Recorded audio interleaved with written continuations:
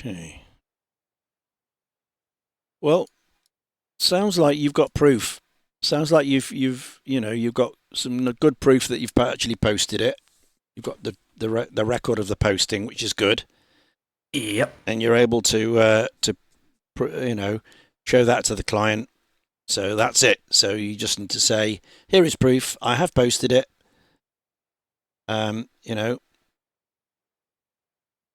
It's in the hands of the Royal Mail. I've fulfilled my my end. So absolutely. End of the day, it's down to the post office anyway, because they can be quite slow. Well, yeah. Yeah. I mean, all they'll do is possibly they can do is refund you the postage. That's all. Yeah. They won't give you the value of the item, if at all.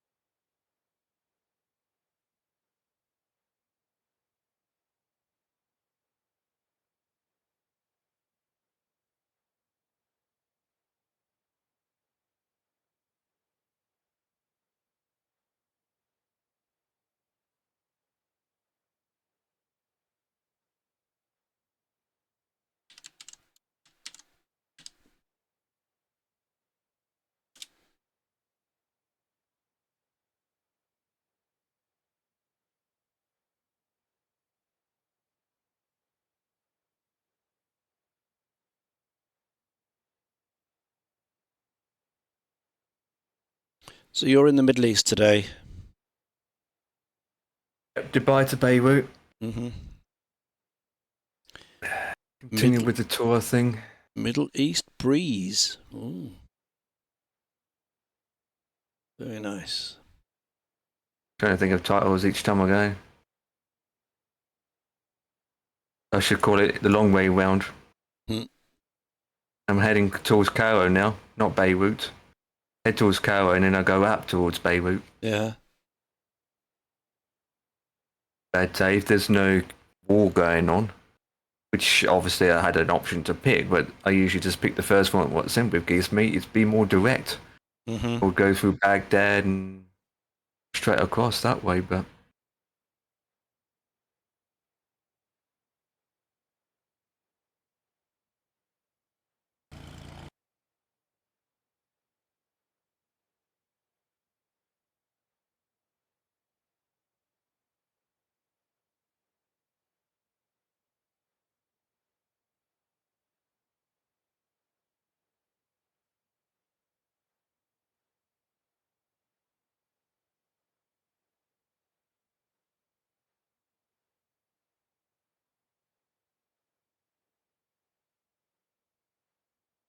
Oh, and there's Paco arrived. So we are all three here.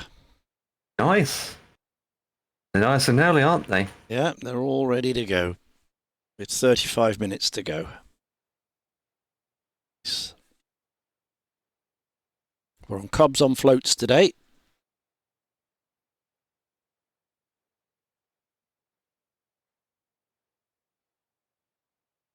Gig Harbour to Float Haven.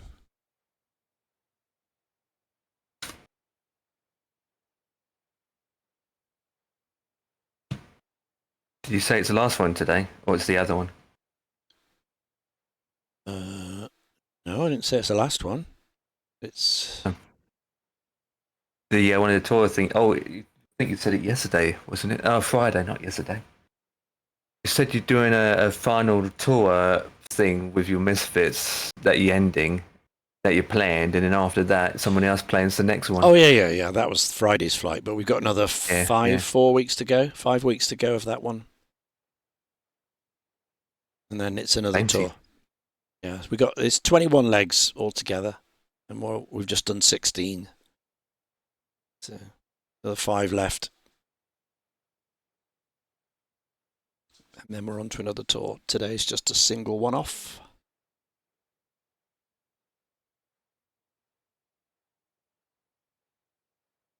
Bobbing around on the water, on floats here. It's very nice.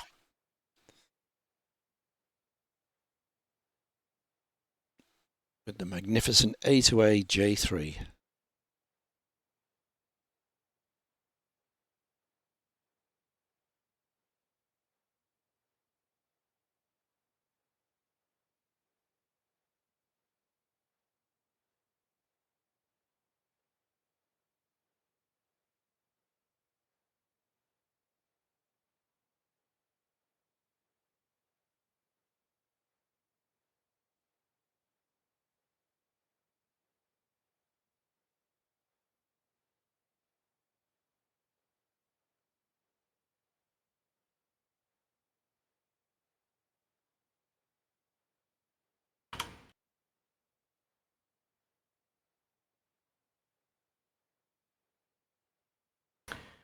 $625 before top of descent.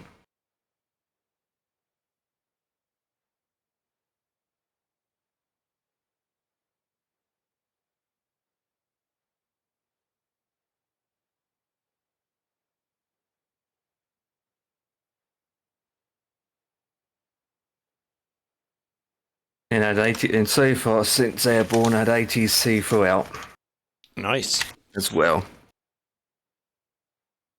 Don't know if, and this is on AVAO as well. Good. I had tower on for Dubai. I'm in it now, flying through centre. So far of ATC. Let me check back, see if they got any in this area. Obviously, going to have more traffic in this area, surely. And the answer is they don't. Dubai is online, that's about it. Oh, Beirut is, and Kuwait is, yeah. Yeah. They've got Kuwait, Qatar. God, it's always busy in Dubai. So many A380s going in there. Jesus.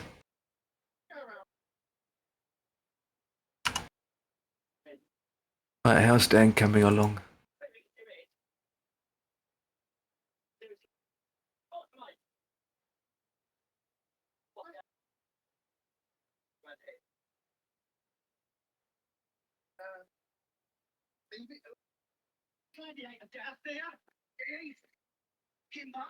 Yeah, it's coming across that bay water.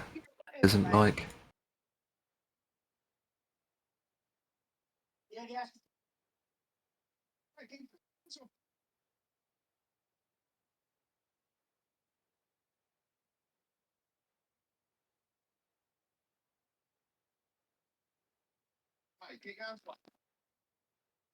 Back now, MPG still there. Hey, welcome back. Here he is. Yeah, I'm here, yeah. It's so is Ian. Shan't be here for long because I've obviously got a misfit flight to do Yeah, tonight. no, it's all good, mate. Yeah.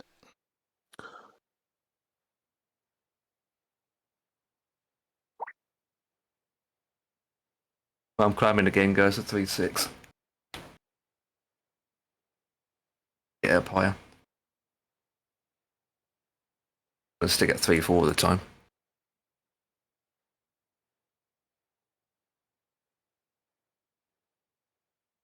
You enjoyed your pasta bake?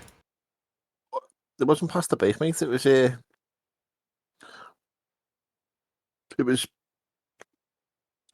was fresh pasta, mate. Only bought it today. Oh, that's all right. So it wasn't that. No, it was nice, mate. Chicken and cheese and leek. And now I've got a nice sausage roll. It's for dessert.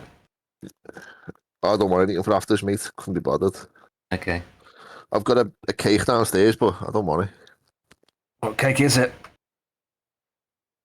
It is. It's like a.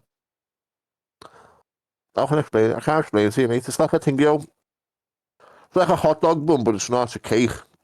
Oh, Split in the middle with cream and jam. yeah. It's a eclair, isn't it? No. No. I don't eat eclairs, mate, because I don't like the pastry.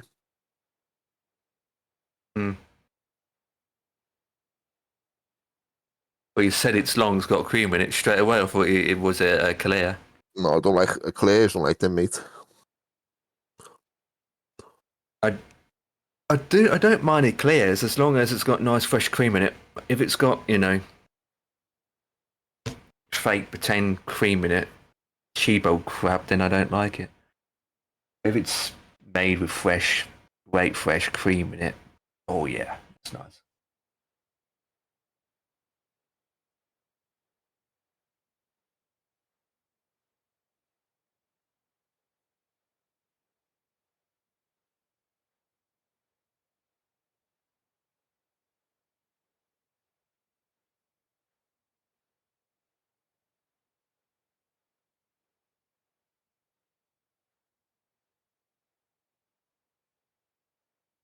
But we're now cruising again at 3.6.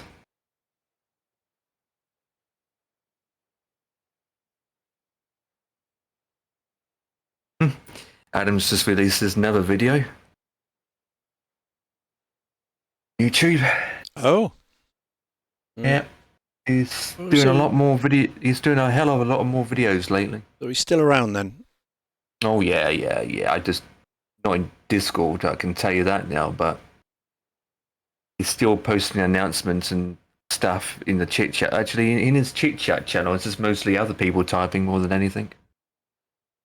But the 2 videos he's just put up was Farm Sim 2025. Another film video, DVD right. thing. So not so much on the flight. And then book reviews, another gameplay of Battlefield 6, first look at Battlefield 6. Then DreamWorks Studios DVD review, birthday stream. So no flight sim as such then? No, not for a while. No. A lot of films though. Yeah. Films. And his book reading club as well. Yeah.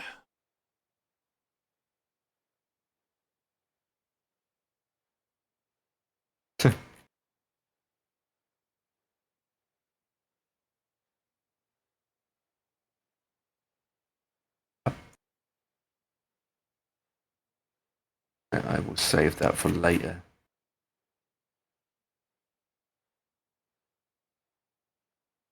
Fuel.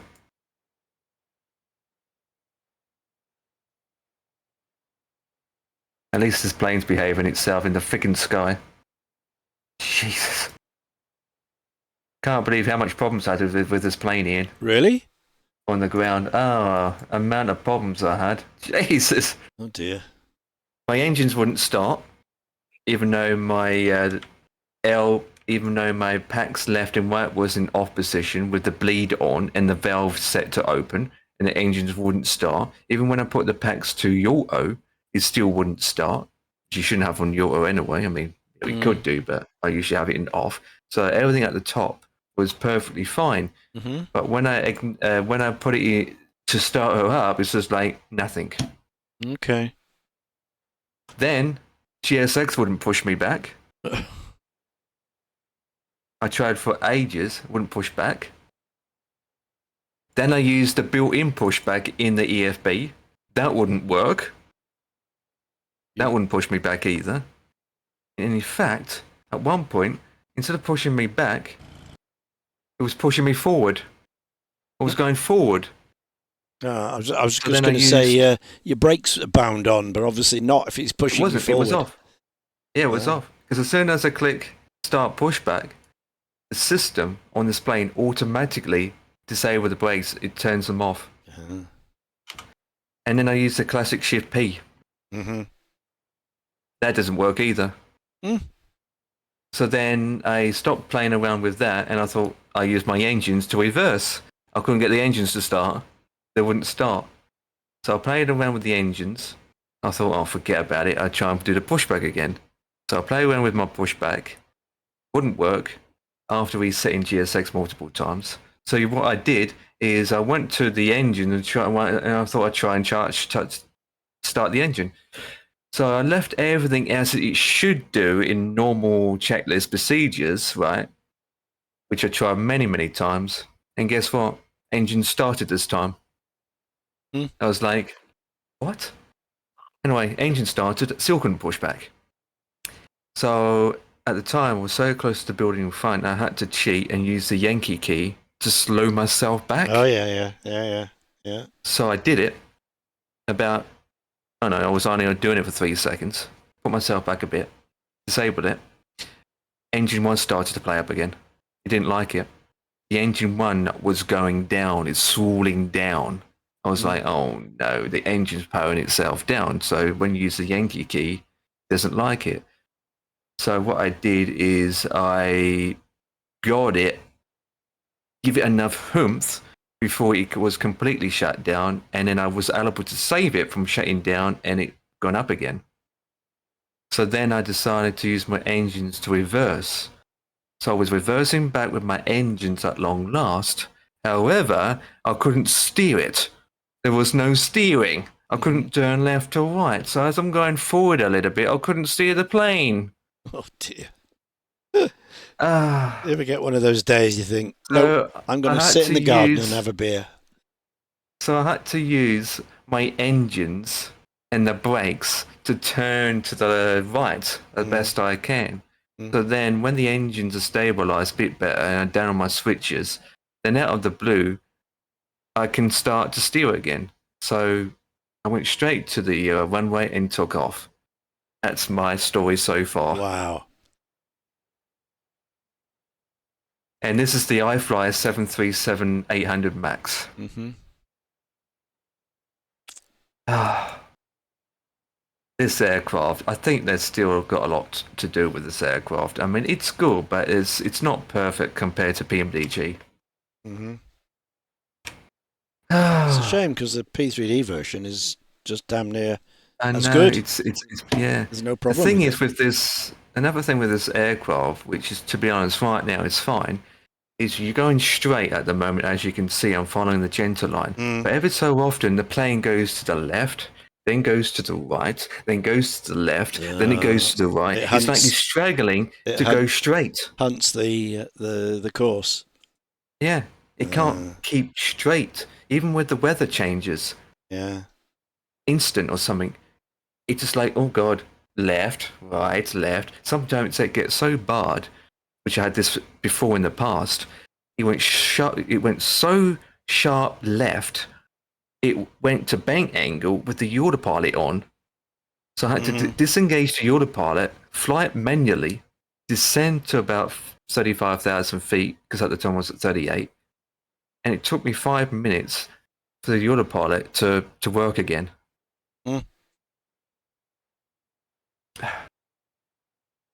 So far, it's been good, even though it's going left and right a bit here and there, just to try and focus on following the gentle line. But I don't get any of this crap in PMDG. No. Sounds like they need some work. Or, it was great when they made it for 2020, and now, of course, these updates, they've broken it somehow. It's only support for 24 now. Is it? All right. Yeah, they're focusing it on 24 now. Yeah. And the reason why I'm flying it because I haven't flown it in a while, and Fly-to-Buy uses them. Mm-hmm. That sometimes I just think, why bother? I just should have taken a 738 PMDG, to be honest. Well, you've got to try different things, haven't you? Right. Well, I'm going to jump out now and just go and join the boys over there. So Yep, no problems. if you're around we later, catch you later. I'll Catch you in a bit, see whenever. you. Yeah, but if you're done before me, I'll speak to you tomorrow. I'll definitely be down before you. Okay. See ya. Later. Bye.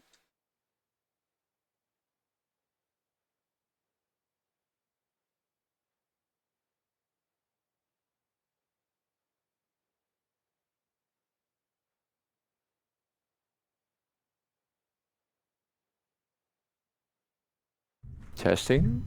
Hello. Hello. I have returned. Hey, the great man is here. He's back, safe and sound, from his 2,000-mile road trip, or wherever it Well, was. no, actually, the gruesome car accident that I had left me disabled. Whoops. Oh, dear. Hardly. No. Hardly. 2,760 miles. Right. There you go. Yeah, I knew it was like that. Yeah. It's a long way. I guess. Yeah. But over several days, I suppose you break it up. Yeah. Yeah. Well, yeah. 3.5 days, I guess. Mm. Yeah. Was it like 600 miles a day or something? 700. Yeah. 8. Okay. There was one day I drove for 12 hours. I think that was the longest. Right. Yeah. Wow. And then Friday night was long, but that's because there was some sort of accident that shut down the freeway, and I think it took about an hour. Just to get through that bit. Yeah. Basically, just sitting because nobody could move. Yeah. Well, they sorted it out. Wow. Yeah. Yeah, but interesting experience. In fact, a great trip all round. Good. So good. Yeah. I won't let very you. Satisfying. Yeah. I'll wait till Paco comes, and then rather than you explain it twice. Right. You can tell us all tell about you all it. my tales. Yeah, and enjoying the photos, by the way, you sent that. Good. That battleship. I mean, it gives you some perspective when you can take shots right on the deck like that. Because exactly, I normally see them as a distance, and you think, oh yeah, it's a ship. It's not that big, you know it is. But when you see it like that with those guns poking out, and you're on a tiny bit of it, you think, whoa, the power of that thing must be amazing. I tried to capture that, but the one thing that I didn't capture that absolutely blew me away is the sheer number of things that fire projectiles on there. Right. There are probably hundreds of guns of one type or another. Yeah. Because they've got obviously the 16 inches. Yeah.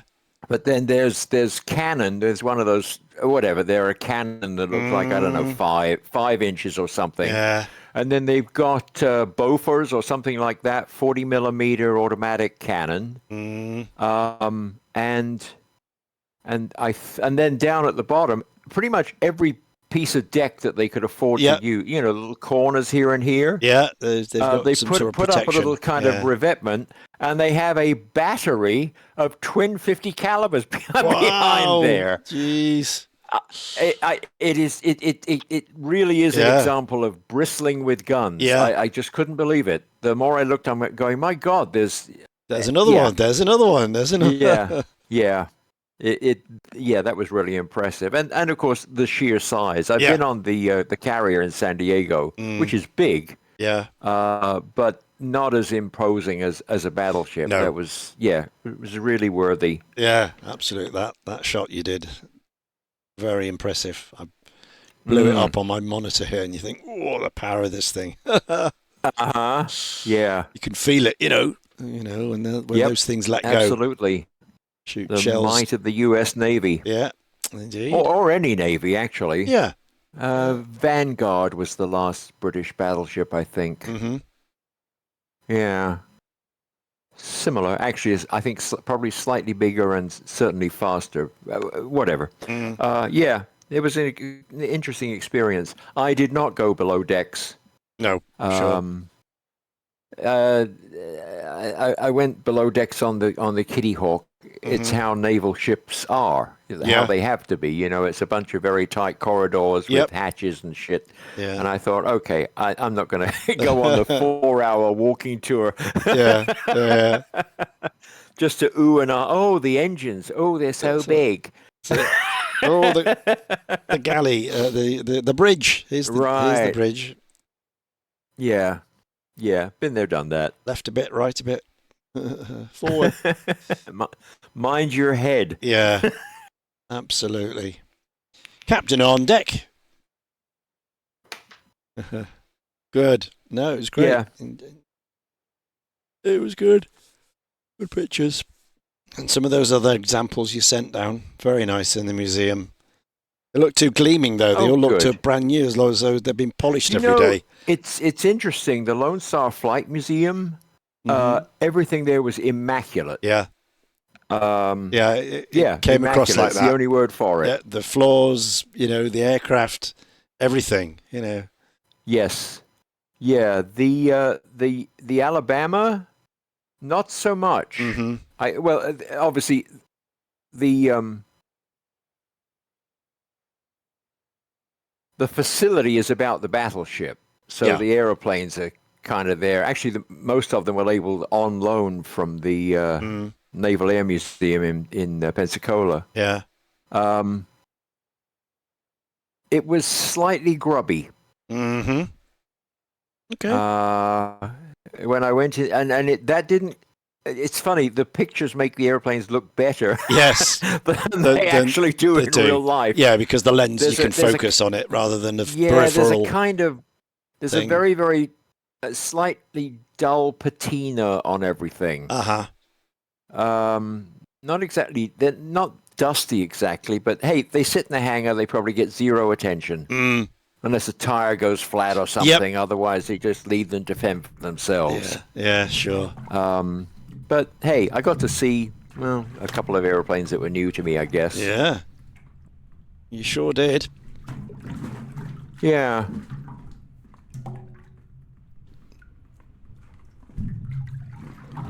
Right, I suppose I'll just warm this thing up a bit. Fuel on. Step outside. See if I can remember how to fly this thing. It has been a while. Started first time. Some of that. No prime. Oh, really? No prime needed. Just spun it over.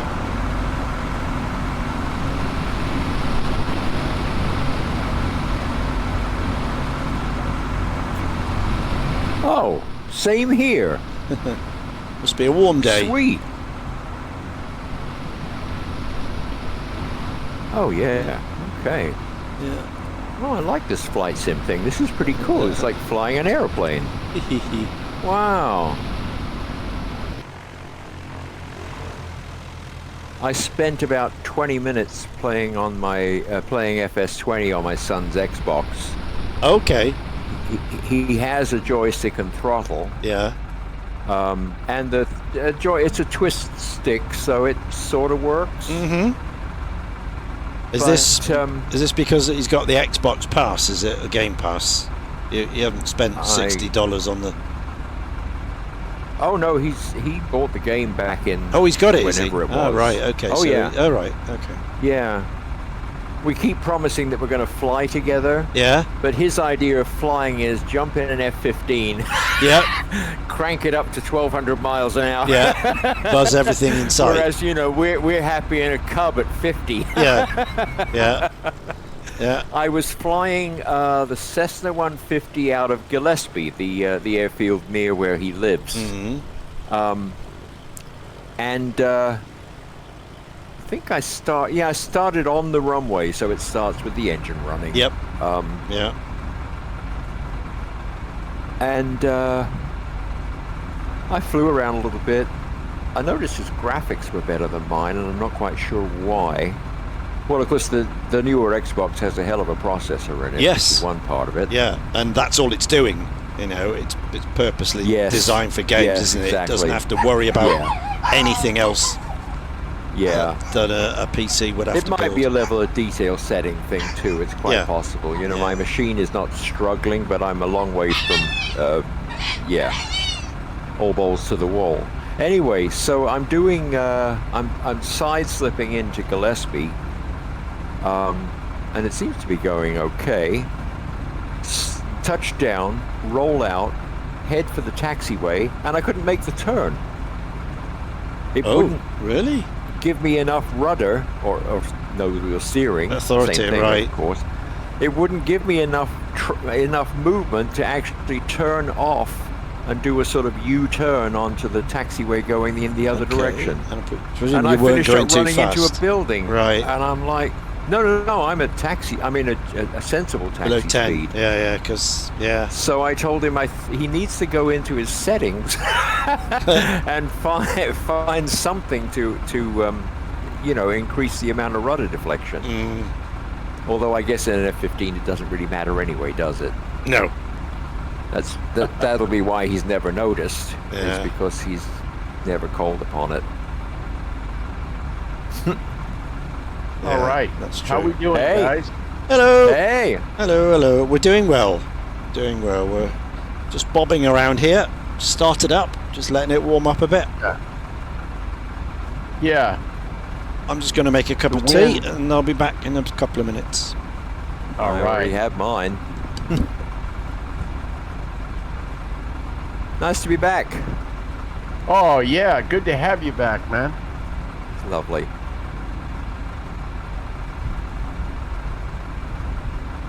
I must say, I had a great trip. Oh, that's great. For the most part, it was very satisfying. The whole wedding thing was wonderful. It was really worthwhile. All right, excellent. And excellent. I got the driving across the country bug out of my system.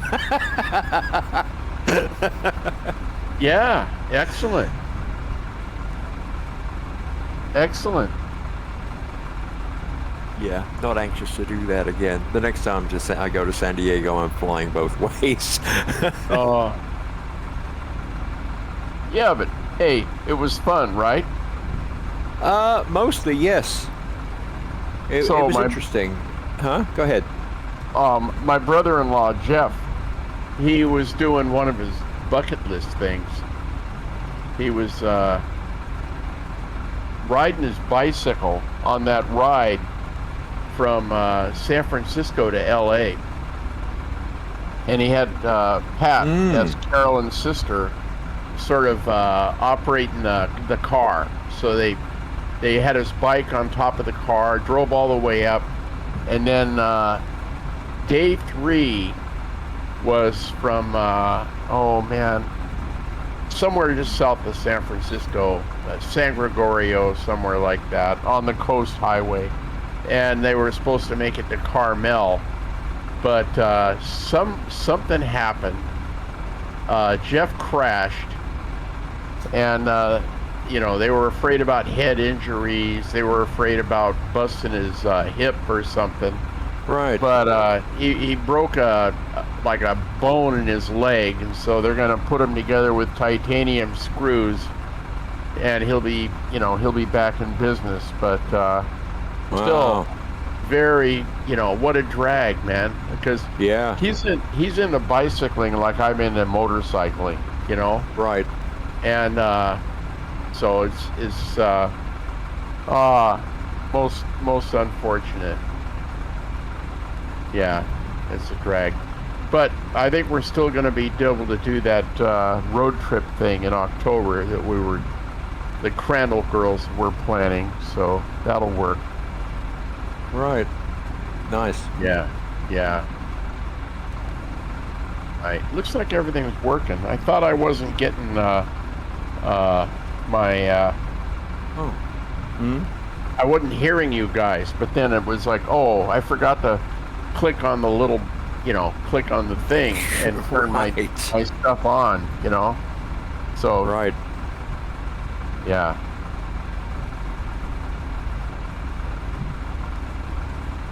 Hey, all right. So all of us, so that we don't have a whole lot of extra A2A Cub groupies flying along with us today, huh? Apparently not. Oh man. Little do they know. That's okay. Yeah. Little do they know. Yeah. Damn, the toe brakes are not working. Right. Oh. Right. Back on deck. All right.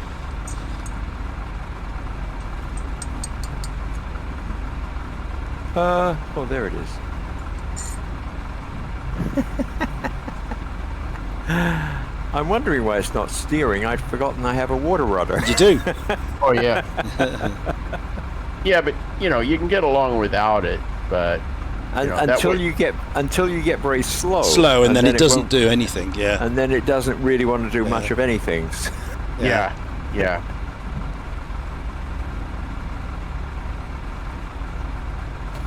I was having this thing. In fact, I might still, but it's random and periodic where I start a flight with the Cub on floats in the water, and it's just spinning around and around and around. And then I have to like bail and then start over again. Do you know what that is? And- That's your tie downs. Oh, that's right. That's your tie downs. You need to take those off You mean? Yeah. because you Well, can't. You if I can't. take You them- can't see them in the water. Yeah. Well, if I take them off, it's even worse. Oh. But maybe what it is, the key is don't start the flight with the tie downs on, Yeah. and we'll be okay. Anyway, I'm now getting lined up here, so whenever we're ready, see what time. Oh, we got a couple minutes.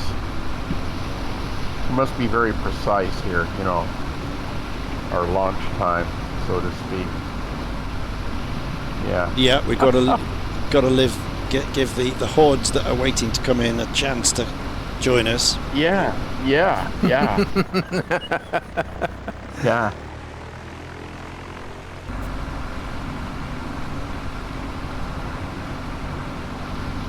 There, put the left window down. Yeah, it's beautiful weather here right now. Nice. And I went out on a nice motorcycle ride. I've got my tail light thing installed, and it's working like a champ. Good. So I'm happy with that.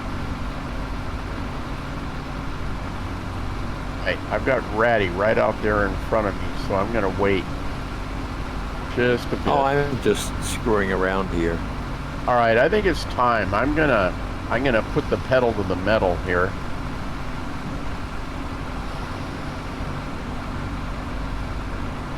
Okay. It's lined up.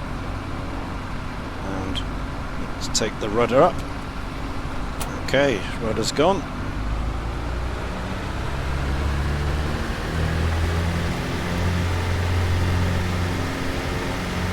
Rolling. Well, Yeah, whatever. yeah, hauling ass.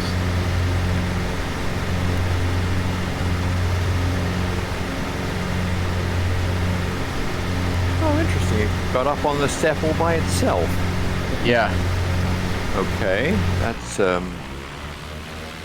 completely acceptable. I don't know why. Maybe it's the trim setting. Huh. there you go. Now I got it. Ah, yep, airborne. Woo-hoo. Yeah.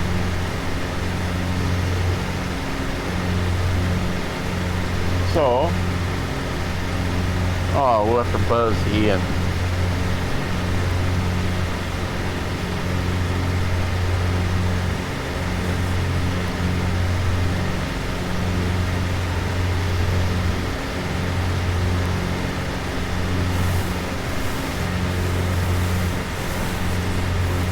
Yeah. So we head out over Puget Sound here on a general course of about 127.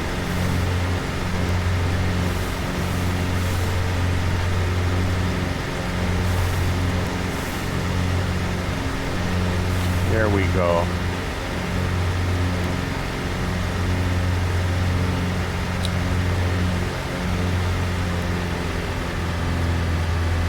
Yeah.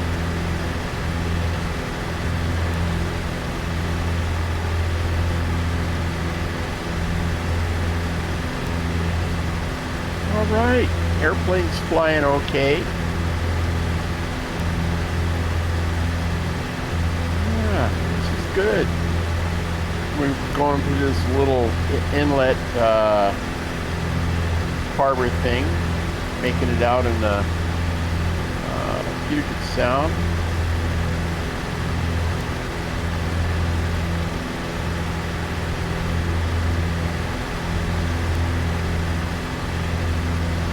Okay. Yep.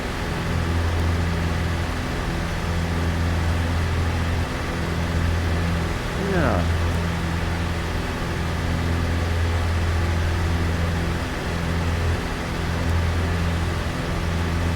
Right.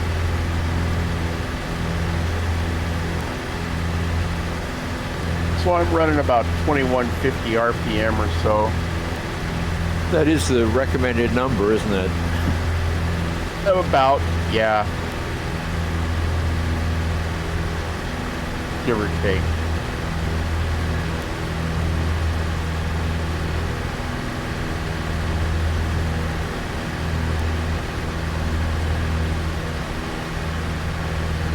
Oh, you know what? I forgot. I should have had us fly under the... I should have plotted a leg where we could fly under the Deception Pass bridge.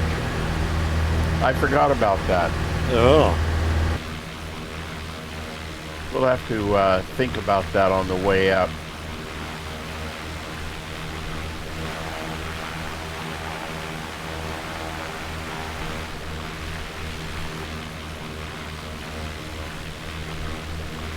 But there will be bridges. We will find bridges.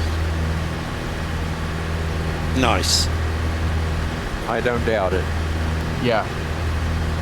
One of the cool things, I mean, this is where, you know, I wish I had a little bit more accurate, you know, like photo reel or something. But the locks, we're gonna fly over the Chittenden locks, and it's where you go from Puget Sound to Lake Washington, and it's a hoot, you know, to go there and see the various boats that are coming through. One year, let's see, it was a year we had a Japanese exchange student staying with us. I mean, that was weird, but anyway, and it was the weekend when the hydroplane races were, but we didn't go to the hydros. Instead, we went to the locks, and it was after the hydro races were done, and all these people were navigating their way, you know, out of Lake Washington, because that's where the hydros are, in Lake Washington. And they were going through the locks, and they had everything. They had rubber rafts, they had canoes, you know, guys in their jet skis. They had this one big giant yacht, and you could see the guy that was running the yacht. I mean, he was in his natty yacht admiral type clothes, you know. And but the way it works is you you like run your boat, and then you stop, you know, in the lock. I mean, the gate, the door, the gate is open. You go through it, and then they toss you down a rope, and you're supposed to secure your boat. You have your bumpers out, you know. You secure your boat to the side of the wall of the lock, okay? and then other boats, everybody, they just pack them in there. So boats are tying to other boats.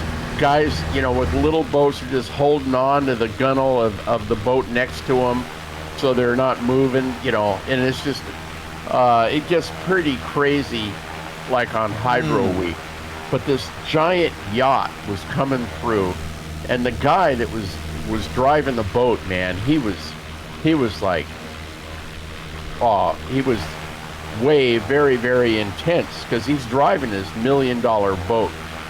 But the people that were on the boat, there was this one lady, she was just drunk on her ass, walking around in high heels, and the attendant dude tosses down this big old hawser down to her, and she's like, okay, what do I do with this?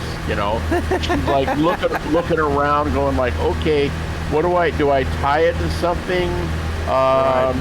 Loop around your waist. Yeah, and we were laughing. It was great.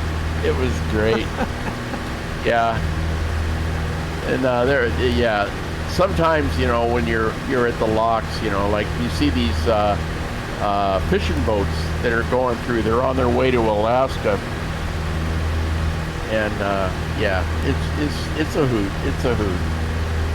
But that was funny. That was great.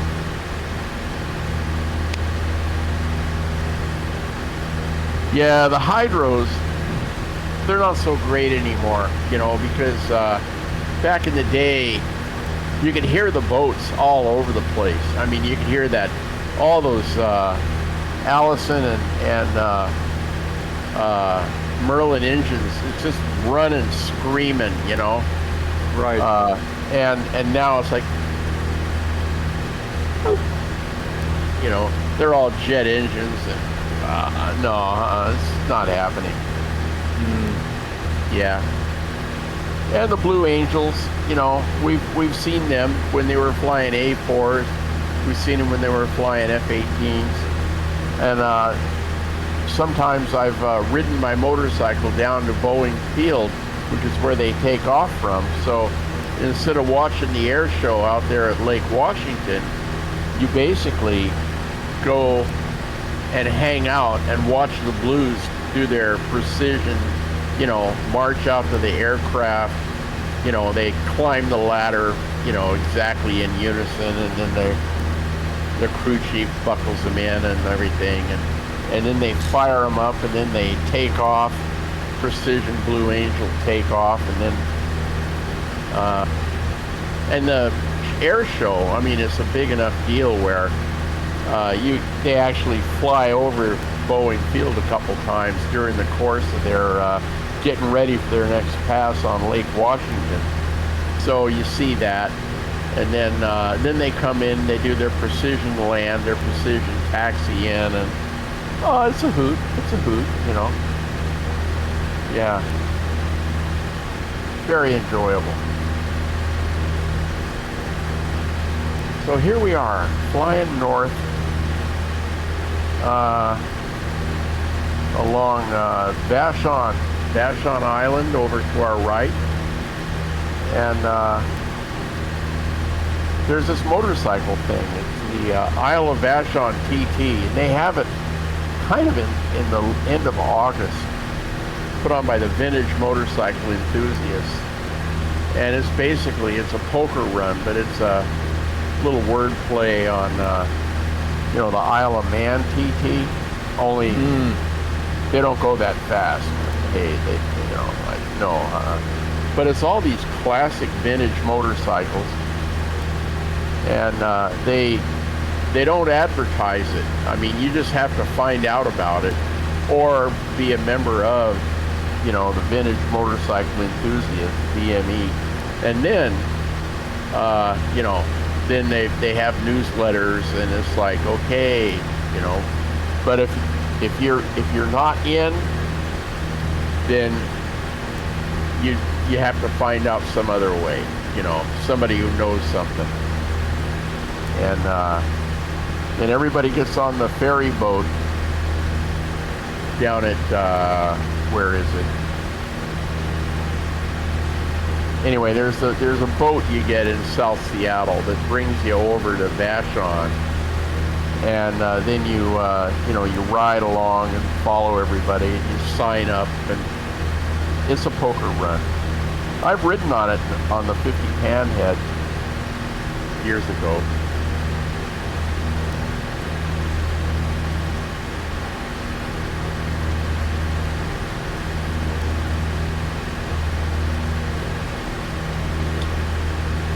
But you see, like Vincent Black Shadows, Honda Dreams, bikes from the 40s, 50s, 60s.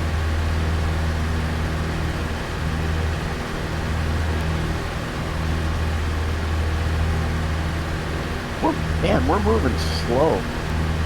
I noticed that. For some reason, I'm doing right around 60 knots. At 2150. I got a call here. 65 miles an hour. 65 miles an hour I'm doing. I don't know what that is in knots. About 50 knots, is it? 55 knots? About 60. 60 knots. Closer to 60. Oh, interesting. Then your little nav map print readout is incorrect. Because it shows you at 46 and Paco at 44. Oh, that's ground speed, isn't it? Yeah, that's ground speed. 60. Yeah, but the wind, I'm showing a 6-knot wind from I got 225. Yeah, it's 12 knots at 345, so a direct headwind. Yeah. 12 knots into the wind. Okay, that makes sense. I was looking at the weather before I loaded up the sim, and it said that at a couple of thousand feet there was like a 12-knot wind. But that's not what I'm seeing. I'm getting 3 from the left. Live weather winds 347 at 12. Wait a minute. 347 at 12. Sky. I guess it doesn't matter whether weather control. Oh. Okay, live weather. Didn't turn it on. Forgotten how to work all the buttons. 347 at 12. Headwind 11.2. That's why we're going slow. Okay. And the further north we go, the more cloud we get later on. Yeah. Okay, that's better. Now I'm down to 51 knots. All right. Yep. There you go. Thank you. It's funny how you get out of the routine. That's part of my standard setup, but I haven't done this for over a week.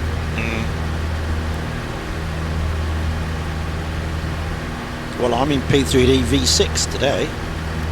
Oh my. V6.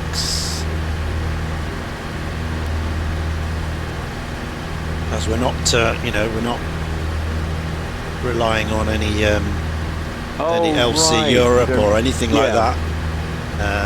We're over water, so it doesn't really matter. V6 looks good over water. Different lighting, different water rendition. And of course all the A2As work in it, so there you go. Right.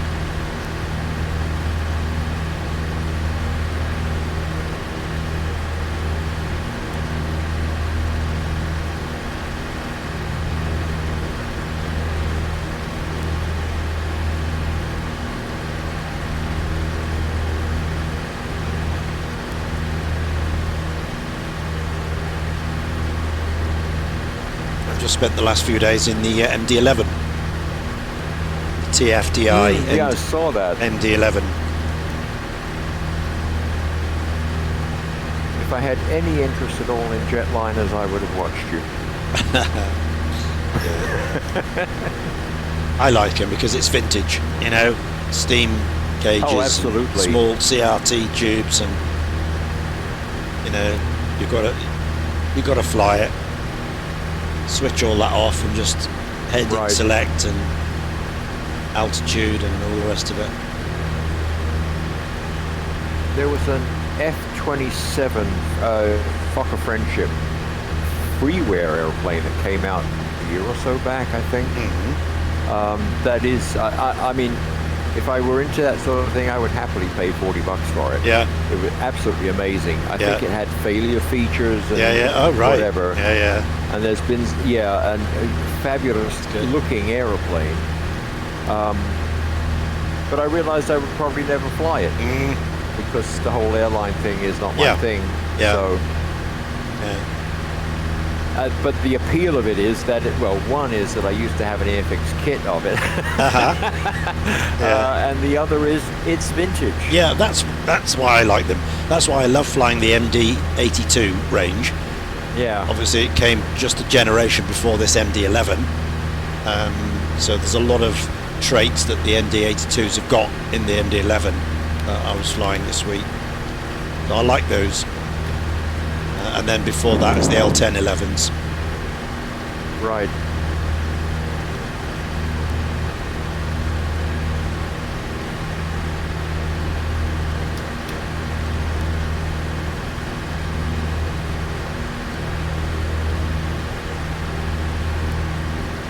So yeah, do some nice distances. Where did I fly? It was Bangkok to Tokyo. Ooh, okay. 2,000 miles in about 6 hours, which is great. Enjoyed it.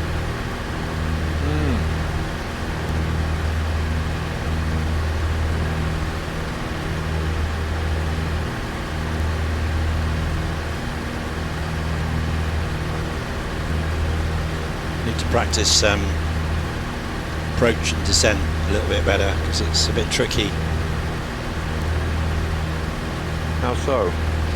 Oh, it's just a different. There's no VNAV like, Oh, right. most things. Like the modern jet. So you've got to work all that out. Yeah. And it was the way you start descending. Wow. Somebody shot in front of me. Who was that? Paco? Yeah, it was the way you use the MCP for descent. I couldn't work out how to do it basically, and I was too high, not enough track miles, so I had to deviate. Right.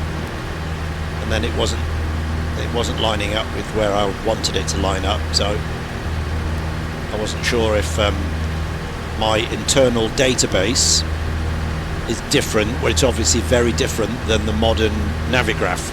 So the charts that I because I subscribe to Navigraph, they're up to date, but whether the internal database on the MD-11 is different than the modern ones, and it put me basically not lined up with the runway.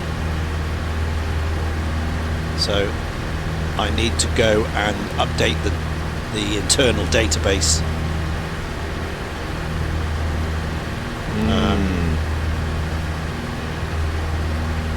The internal database. So I need to figure that out, but obviously not when you're flying. Do it offline sometime, and figure out how to download it and get it in the FMC.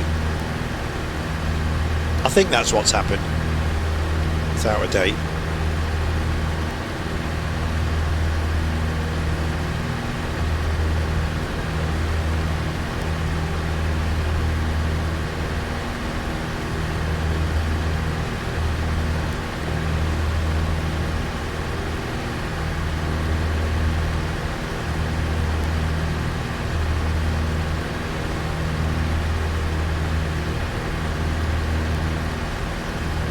Best bit is the little voice, Betty they call her, stabilizer motion.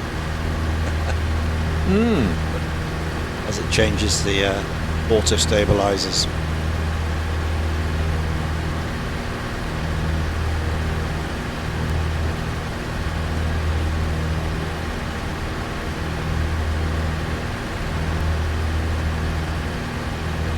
Right.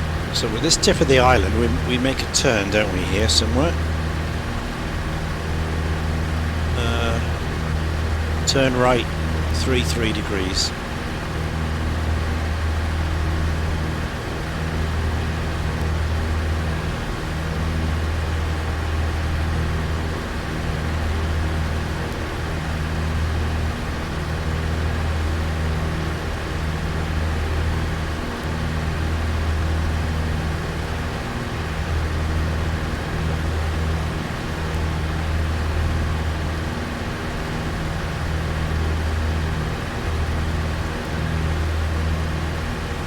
far. Come back round again. I hate it when the compass shows you where you are and you roll out and you've gone past it. Because obviously it's east not... is east and west is best. Yeah. I don't really know what that translates to, but... 3-3. There you go. It's about right. You think you're on it, but then, you know, when you've loaned it, yeah, when you've levelled off, it's you're 10 or 15 degrees further than you think it is. Yes, and it's not always the same direction. It No. depends which way you're turning. Yeah, how much? And whether you're turning from an east-west to a north-south or whatever. Yeah. I have to admit, I never really bothered to memorize all that because the directional gyro doesn't do that. No. And the compass settles down eventually. Eventually. So. Yeah, it does. And then you go, oh damn, I've gone too far. Let's go back a bit. I've gone too far, or I didn't go far enough, depending on which way you're turning. Yeah. Yeah. You see, this is what people who fly magenta lines don't realise. You know, they don't have to fly a real, magnetic compass. They think that's just there in, a relic in the past that the FAA have to have or something like that. They've probably never used it. Yep.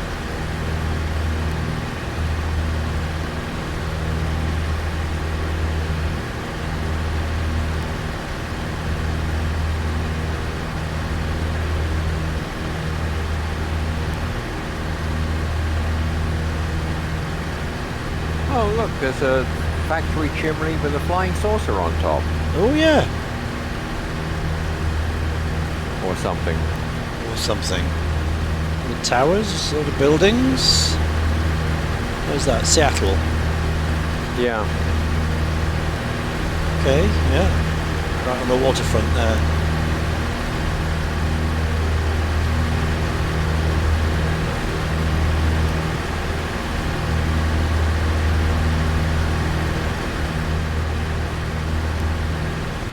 So where's this space thing we're meant to be doing then? Is that... Oh, is that the thing? Is that the thing with the flying saucer on the top? Yeah, that's it. That's is it? a restaurant. Ah, right.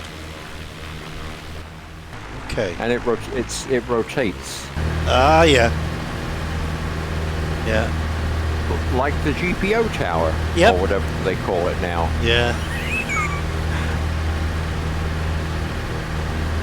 My dad worked for the post office in the telecom side. Uh-huh. And we went up there right after it opened. Yeah. It might have even been before it was open. Right. Very cool.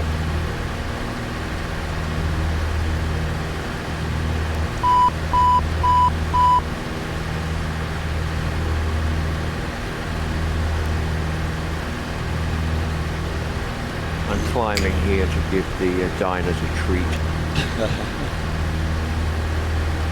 Oh my God, that plane! George, look behind you. Yeah.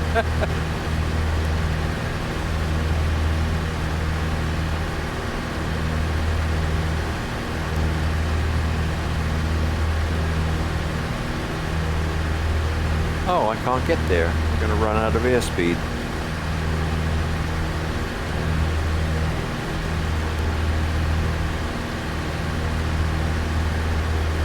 Struggling here. Uh-oh. Well, I better snap a quick shot before the stall break. Whoa. Okay. Sorry, sweetie.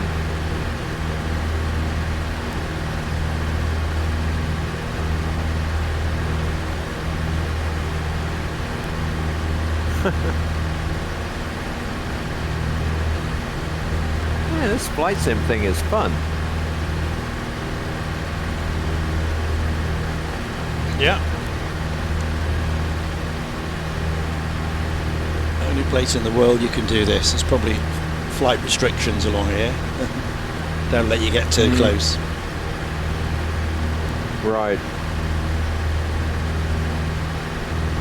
Although I expect they might allow helicopter tours or something. Oh, probably. But there's a special corridor that you could use to view it. Sorry, guys. I bailed. I bailed briefly. I got a call from an old buddy, Chuck Perazzo, my old buddy's brother, and we've actually gone hunting together, and but I haven't heard from him in years and years and years, and he just called. So cool. Out of the blue, I guess maybe he said he was just he was just checking his phone book to see who's still alive. All right, here's the Space Needle. I'm almost there, and the plan is this: fly around the Space Needle, and then do a touch and go in Lake Union over here. Okay. Got it. Okay. And when I got that airplane ride up to Friday Harbor, I know I've told you guys the story. It was in a de Havilland Beaver, and it was for that movie Free Willy 2, that whole thing. I had to go. They told me I had to. So I flew up, got a ride in a Beaver, And when we came back, actually you fly around the Space Needle, and then you'd land on Lake Union. It was classic. It was really cool. All right, I'm getting ready to go around the Space Needle, and right next to the Space Needle, that weird lumpy looking thing down there is the Paul Allen built that, and it's the like a music museum, okay? What does he call it? I forget what he calls it. There's some kind of music museum, and there's a big parking lot over there. Anyway, we're flying right near where our condo is, and then just below you can see like a stadium, that's where the high schools have their football games, and it's a big deal, a big huge deal. And but anyway. In 1995, that's where Carolyn and I went and saw the Grateful Dead. It was one of the last concerts of the Grateful Dead. And it was the day after I rode my motorcycle all the way up from Daly City. And Carolyn and Chris, they flew in an airplane, Alaska Air. And I was on the bike, so I rode. All right, I'm lining up to touch and go on the lake here. Pull the power. Car beat. The lake is the one to the north. Yeah, it's right west. here. Yeah. It's this little lake, and at the north end of the lake. So when you shoot your landing, you're going to be pointing roughly, almost like roughly due north. And there's this thing called Gasworks Park up there. Okay, it's on a little point that sticks out, and everybody goes there. Oh, you can see a seaplane. I'm descending, and there's a dock. This is on the south end of the lake, and there's in my version here, there's a red seaplane, looks like a 185 or something on floats. And I'm going to go between the airplane and this big giant mast. Let's see, I'm doing about 55. That's about right. Okay. And that's a 185. All right. Begin to flare.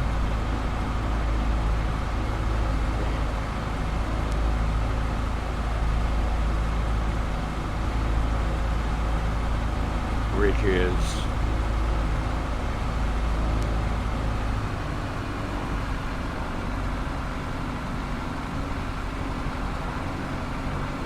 Yeah, we're on the plane, and okay, to your left, you will see a bridge, and we will fly under the bridge, okay? Oh, I see, yes. Yeah, all right, and that's taking us out over the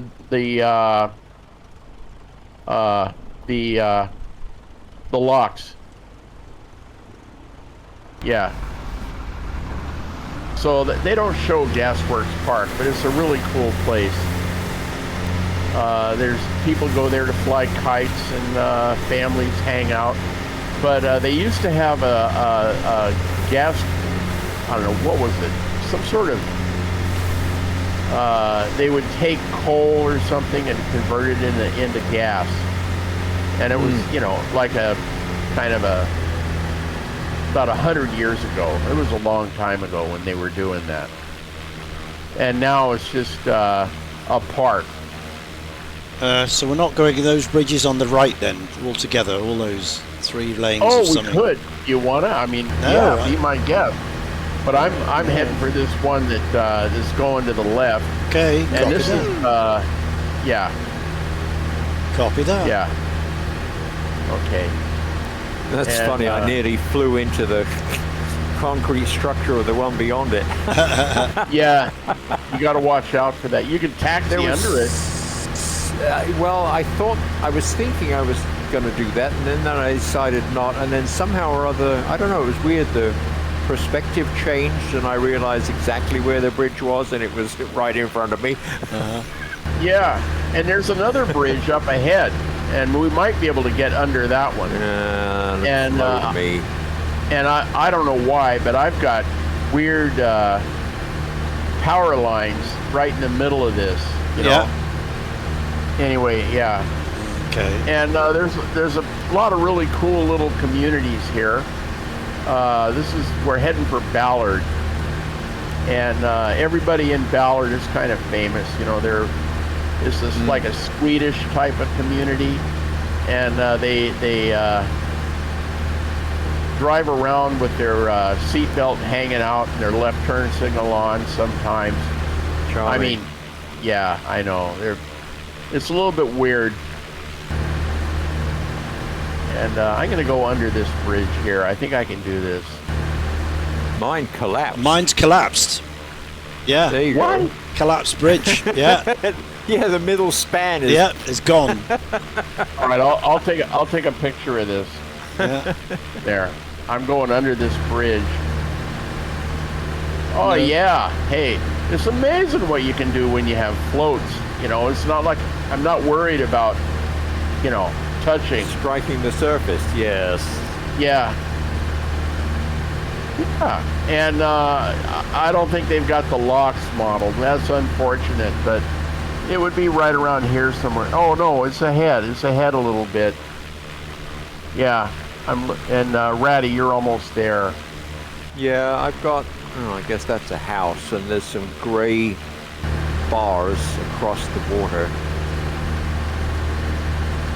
So the guy that called me up, Chuck Perazzo,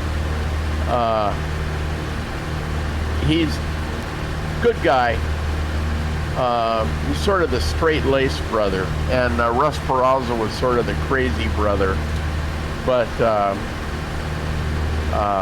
my friends Paul and Gail, they met at a party at Russ's place. Russ's folks, they were really classic. And yeah, old high school days, man. But anyway, one time, Russ and I were out. Russ had bought a motorcycle, an ex-police bike, a Harley. And the clutch on it was slipping. But we had ridden, and we thought, hey, let's drink some home brew and go for a motorcycle ride. You know, not a good combination.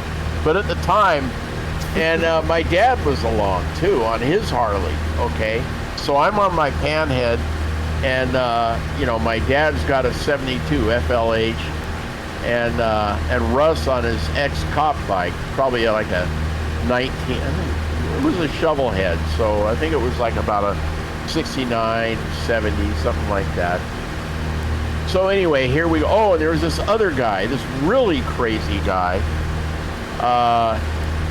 on a Triumph with a tombstone, or rather a coffin-style gas tank. The thing was green, and you thought we rode fast. Nah, he was crazy. I mean, I call him crazy. Anyway, so like,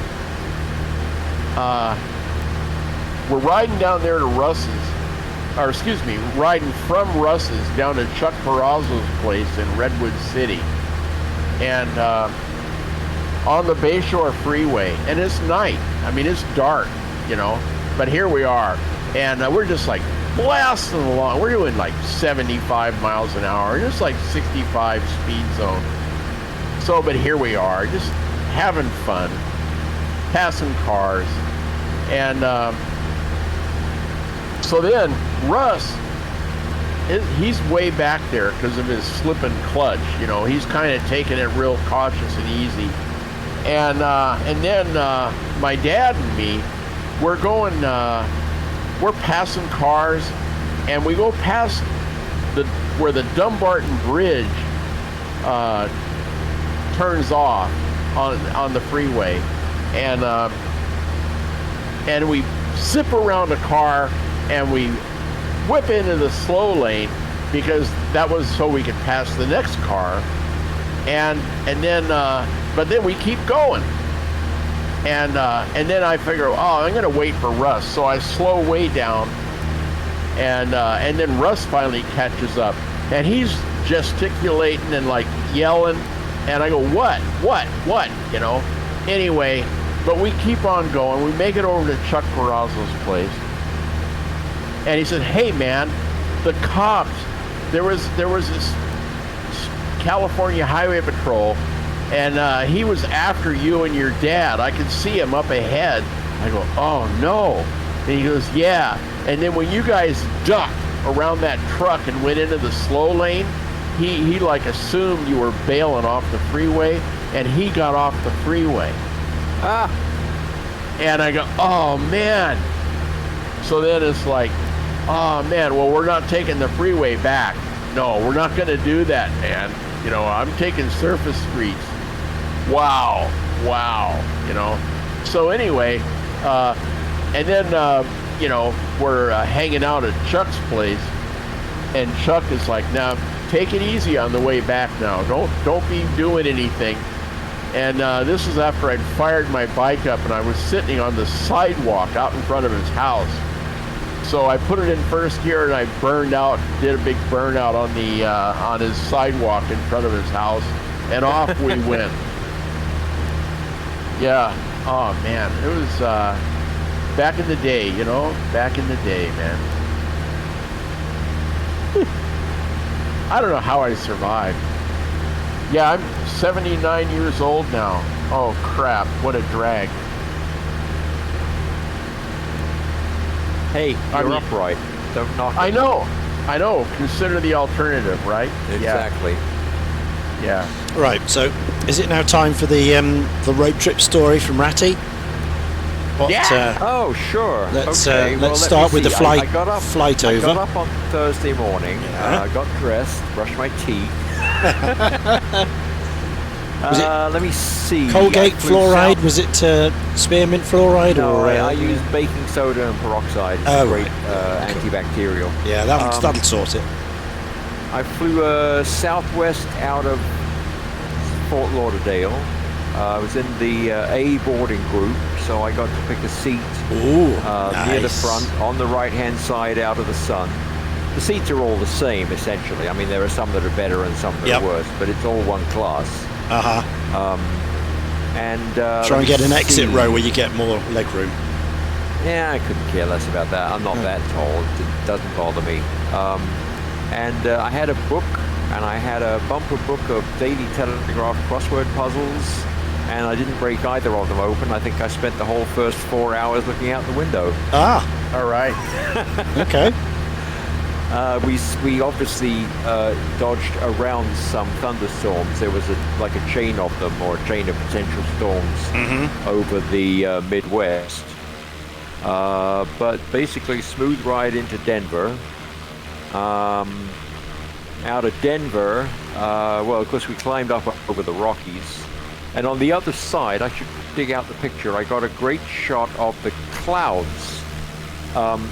It looks as though what's happening is that they're coming in from the west, and they kind of pile up against the mountains. Yes. So you get one kind of cloud lower down, and then as they get lifted, so the quality of the cloud changes. Yes, sure.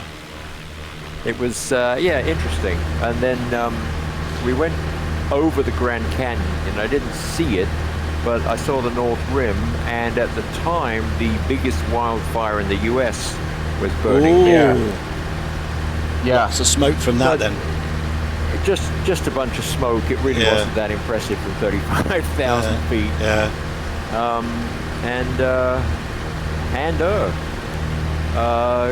Got to San Diego, decided that air travel is not quite as bad as I anticipated. Of course, it helped to have seating choice rather than being one of the last people on board and getting stuck somewhere you'd rather not sit. Stuck in the middle row near the toilets. Exactly. Yeah. So that worked out. So they took you quite a way further north then, sort of Denver, to go further south in San Diego. Is that all? Well, the return trip that Beth booked for me took me down through Houston, which more or less follows interstate. Yeah, I was going to say that with the more direct kind of.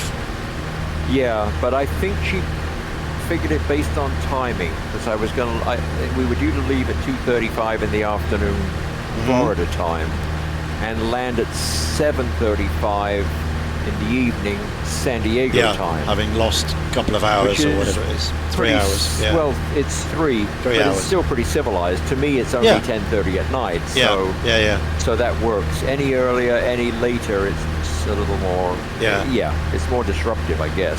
Yeah. So that's interesting. You went up there to come down. Okay. It's the routing, I suppose. Yeah. And it does add some to the time. Yeah. It was almost 8 hours. I mean, 2 4-hour legs, basically. Yeah. And I think the flight back through Houston I think it totals like 7.5 or something. Not a huge amount of difference. Ah, okay. But it was okay. Fortunately, the visibility was halfway decent. I came back with 2 pictures of the Mississippi, one from 35,000 feet and one from on the bridge. Right. Where Interstate 10 crosses Wow. Cool. Yeah, it was pretty neat. The wedding was, I couldn't say enough about it. My younger son, Alec, he and Annie have been together. Sorry, can I just interrupt here? The flight plan says we need to stop here for a fuel stop. I don't need fuel, we've just started. What's that, Paco? Well, because there's nowhere else to get fuel. Would that be it? Yeah. It's sort of, I'm not running low either. No, I mean we've just. I've got a little found problems with flight plan. Click here. So I click. Let me click. So are we landing here then? It says a full stop. Yeah. We are. Fuel Okay. is 78. 13 gallons exceed usable. So like, according to this, we're like a gallon short. Okay. And so I figure if we, do a preemptorily like fill up, then we will be no sweat later. But if we don't gas up now, then we'll be like going, oh bleep, later. Will I make it? Will I make it? Will I make it? Oh, nope. Yeah. So anyway, it's just a little something to do here. Okay, I'm going to pull in then. Landing on 31W. 301 water. Yeah. And I'm heading that way myself. And then there's some sort of Port of Poulsbo Marina moorage, which we should probably try to taxi over to, just to give a little authenticity to this thing. Yes. Verisimilitude. Very important. Yeah. Immersion and all that, Yeah, that's the one. Yeah. I don't see any moorage. See a big lake, that's it. Yeah, well... They'll send a boat out. Yeah. Yeah.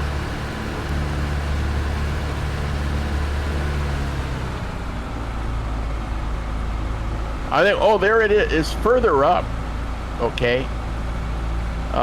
There's a dock out there. Yeah? Further up. Yeah, it's, I don't know, about a mile ahead. You'll see it. And it's Which over side? on It's the side you're on. It's the right side. The right-hand side. Okay, copy that. Yeah, the west side or east side. Yeah. And so I'm still in the air, kind of like heading towards it. I'm gonna land not on it, but you know, a little closer to it.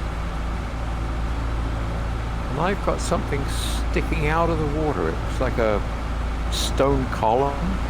Yeah, there's old pier dock things out there. You know, maybe it's totem poles. I don't know.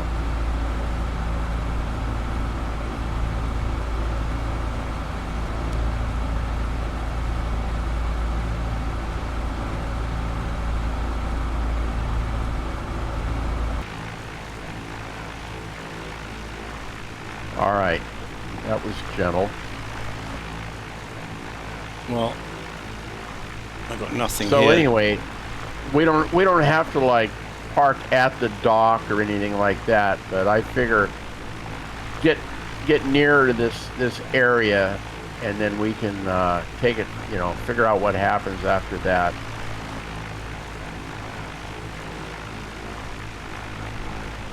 Yeah. I'll take a picture of it. Oh yeah, there's an airplane over there. All right. I'm gonna aim for the end of the dock. There's two airplanes over there. I think it's two. All right. Pull out the power now. Just drift.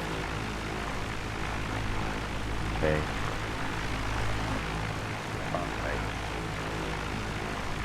Yeah, here we are. Oh, there you go. Oh, right. Oh, that was good, man. Yeah. Really? Oh, good. Yeah. All right.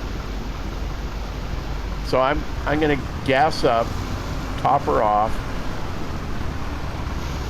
So, there's meant to be a dock here, is there? There's just a. I'm in the middle of the lake. There's no dock. There's no nothing. All right. Okay, hang on, man. Let me go. You need V5, obviously. Yeah. No, look. Here's the dock. I'm taking a picture of it, and I'll. And here's. Oh, there you are. All right, Alt Tab and double click. And That's me. Go down here. That's my shot. Add the photos. We're just in the middle of the lake here with nothing round. Oh, okay, hang on. Oh, And I have several of these huge pillars out in the middle of the lake, it looks like. Yeah. all right, here's my pictures. The first one is me taxiing in. The second one is the end of the dock, and the third one is looking the other way, and I can see you behind me there. Mhm. Okay, so that's what that is. Yeah. But And my shot is there looking at you in the middle of the right. in the middle of the lake with nothing. nothing, huh? Oh, bum air, man. Zero. Well, we both have P3Dv6. I'm in I don't know V6. I'm in V6 He's today. in 6, just to be difficult. Oh. All right. Well, I'm back in the airplane, Yeah. and I'm gonna. So you must have the Pacific Northwest region or something that adds those, Oh, I do. Yeah. There you go. because all, You mean I have an Orbix thing that you don't have? I have it in 5, but it's not available for 6. Oh man. The only thing we got in 6 is Global and LC Europe, and that's it. No other regions. Yeah.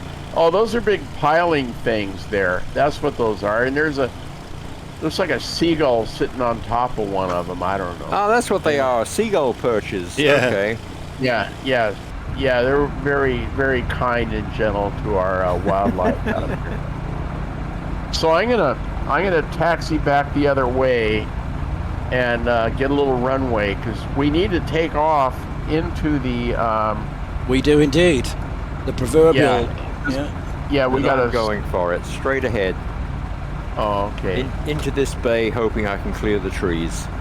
Good There luck you with go. that. There you go. Yeah. Oh no, he'll be okay. Yeah, that's the worst that could happen. It'll buff out. Just don't land in that Walmart Supercenter on your way out.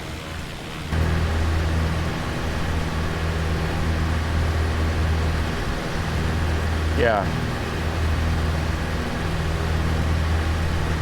Well, maybe I'll just, let's see, retract the rudder, get this thing on the step.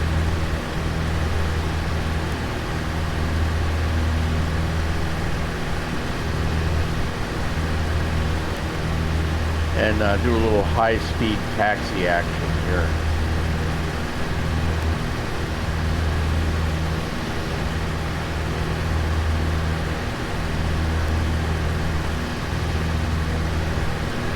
Let's see if I can do it without killing everybody on board.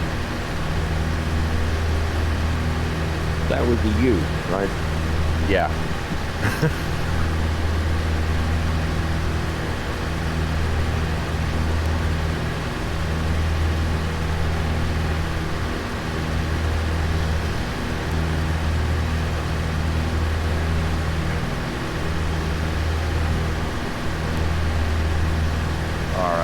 So now we're skating along the top of the water, and then I'm going to see if I can turn the airplane around and come back the other way.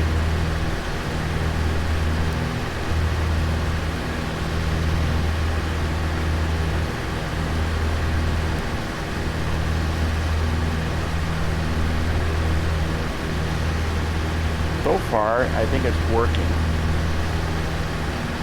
Maybe I'll go the other way. There's more room. Whee! Okay. It's been buzzed by J3. Yes, at the astonishing speed of 69 knots Yeah. or something.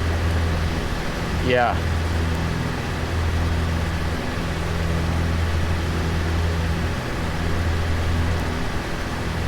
Whoop. Yeah, careful. You don't want to tip it over. No, I do not. Yeah. Yeah.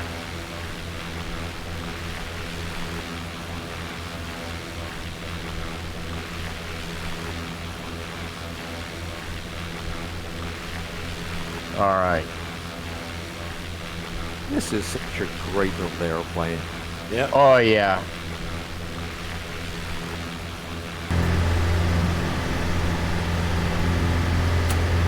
Now I've almost got it pointed the right direction. Now you just had to get it off before you hit the lake shore. Yeah. Yeah.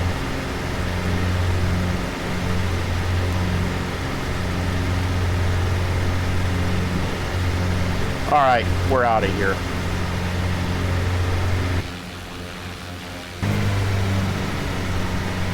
Yeah.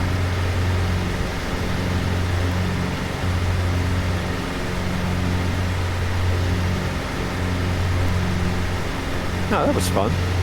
Yeah. Well, there we go. Now we're gassed up.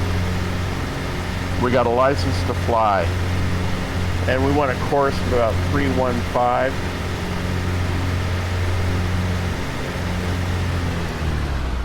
Yeah. All right. Yeah. And, yeah, there's the dock down there. I see it. So there's two versions of this thing with floats. There's the one with the yellow floats and the one with the silver floats. I've got the silver floats, and I see Ratty there. He's got the yellow floats. So I do. yeah, I tried reloading, re-downloading and reinstalling the J3. I thought maybe a fresh download from A2A, and I installed that to see if that would cure the spinny thing. It did not. But during the course of that, I got a new aircraft, airplane CFG file. So I no longer have my quasi... the extra boost. Right. No, autopilot. Oh, that's right. I don't have the extra... The extra power I mod. don't have... Yeah, I don't have the extra ponies. I'm going to have to fix that. I was wondering why you guys were walking away.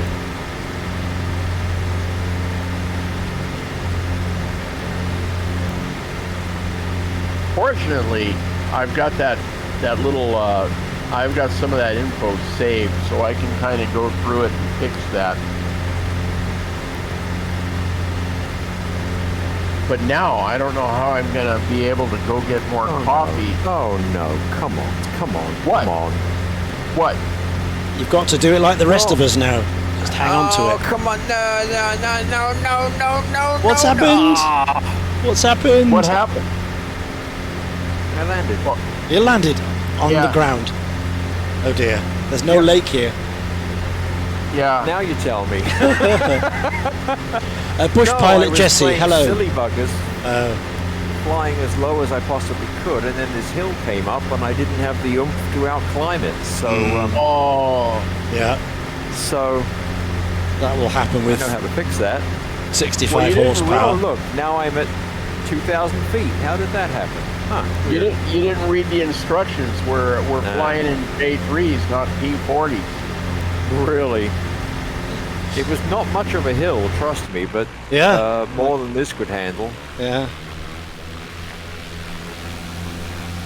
Yeah, I got to put in that little pony mod. Yeah. Sorry, Yes. Bush pilot Jesse.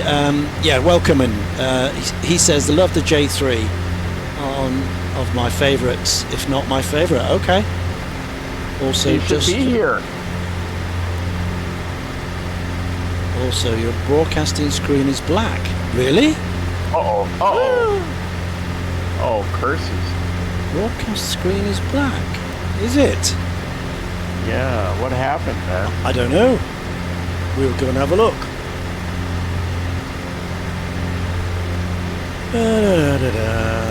Channel. No, it's not. It's perfectly fine. I'm watching it right now.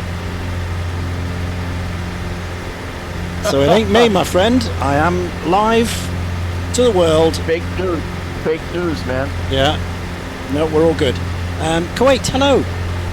Just landed at DC6 in Vancouver. Oh, lovely.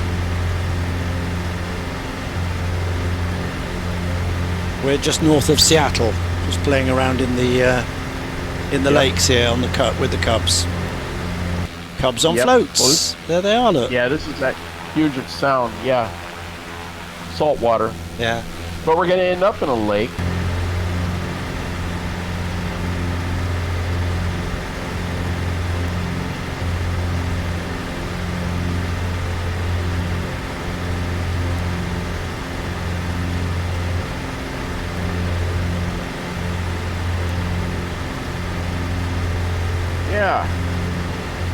Yeah. Oh, so the chapter 2 of the San Diego travelogue. Yes. Yeah. So you arrived there. You did the event. Got there. Stayed with son 1 and his wife. Yeah. They were lovely and clearly very much in love with one another, even after 11 years or whatever it's been. Mm-hmm. Right. I got to do some work around their house. Oh. hung a TV on the wall and fixed some molding and made the bathroom door close, which it hadn't in quite a while, I guess. To me, piddly stuff, but Richard is not terribly mechanically inclined. Right. So, but that worked out, and the wedding was. I was more moved than I care to admit. It was lovely. Yeah. actually didn't know Alex's wife at all well. They've been together for 10 years. Yeah. But they were far enough away from us with weird enough schedules that we just sort of kind of hardly ever got together. Sure. But I got to sit with her while everybody was eating. Alec was, doing the rounds of the tables, and I got to sit with Annie for 10 or 15 minutes. What a doll. Lovely, lovely woman. Yeah. And obviously very capable, because she organized the whole thing herself, and it was cool. Extremely well put together. Yeah. Very well organized. Very difficult things to do, that, isn't it? Even professionals get it wrong sometimes. Yes. Well, it was, I want to say, simple. And I guess it was. It clearly wasn't terribly expensive, even though, they have money, and it was at a family friend's house that overlooks the ocean. Yeah. It's a couple of miles away, but it's high enough up that you can actually see the Pacific. Yeah. Nice. Beautiful setting. Just really, really nicely done. And I told her so. I thought, she did a fantastic job. Let me see. And that was kind of it. Monday, I got together with my kids. The three of us went to see The Naked Gun, which was all right. We all gave it a 6. It was, I don't know, the Leslie Nielsen original was distinctly superior, I think. Yeah. There's something about the difference between him and Liam Neeson that made the difference. But it was okay. Yeah, it was a good hour and a half of laughs, I guess. But more the chance to catch up with the kids. That's the main thing. Yes. Could be anything. Absolutely. Could have been any show or whatever. Yeah. Exactly. We used to do movies pretty regularly, or most of their lives. So yes, it was a great opportunity to just hang and chat. Yeah. Very nice. Cool. Very nice. And then the trip back, I had reserved a Kia Soul or similar. It looked like a fun little car. Yeah. Presumably pretty good on gas and so on. But when I got to the rental place, they said, "Oh, you're driving that Buick." So I got what is it? No, I can't think of the name of the thing. It's like the Buick Endeavor or something like that. Anyway, it's a CUV. Yeah. Like it looks like all the others. And my son said, "Oh, thank God, you really lucked out," because apparently, I didn't know this before, he had rented a Kia Soul. Yeah. Been out of town, and he said, "Gutless." Yeah. You wouldn't fancy 2,000 miles in one of those little things. Exactly. Run out of power on the engines very soon. Yes, probably a great little car if you mostly stay around town. Yeah.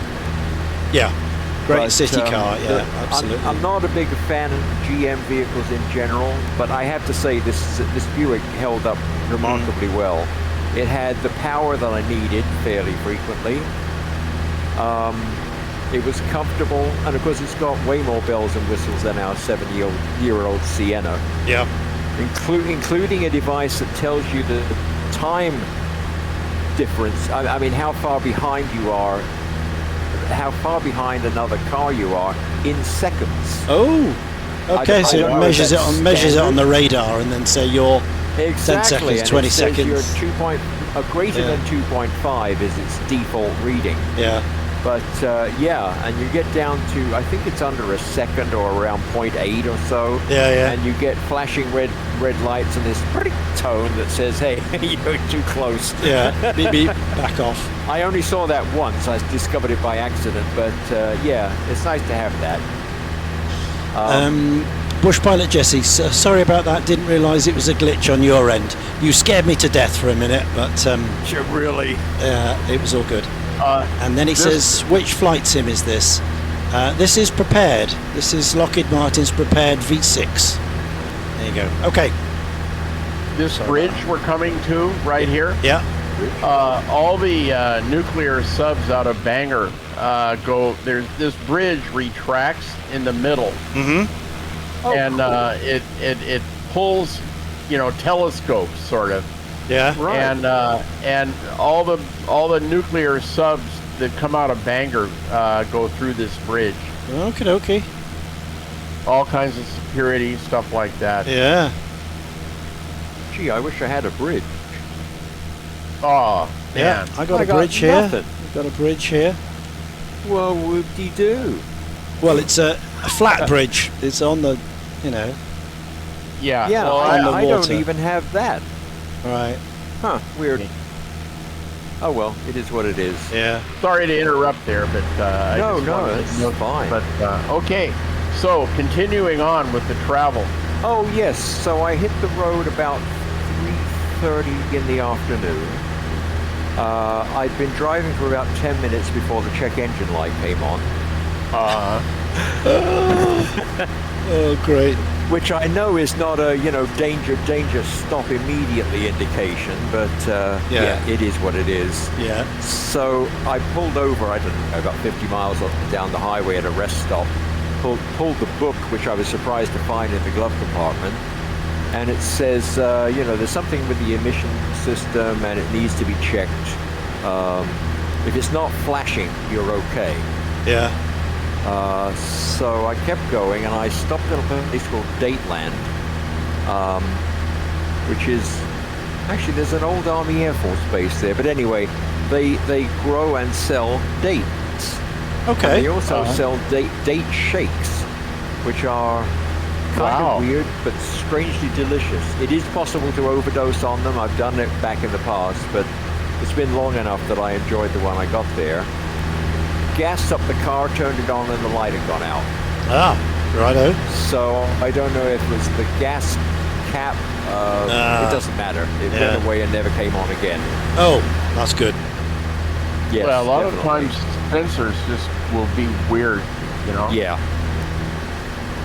Yeah. Strange thing about this car, the gas cover.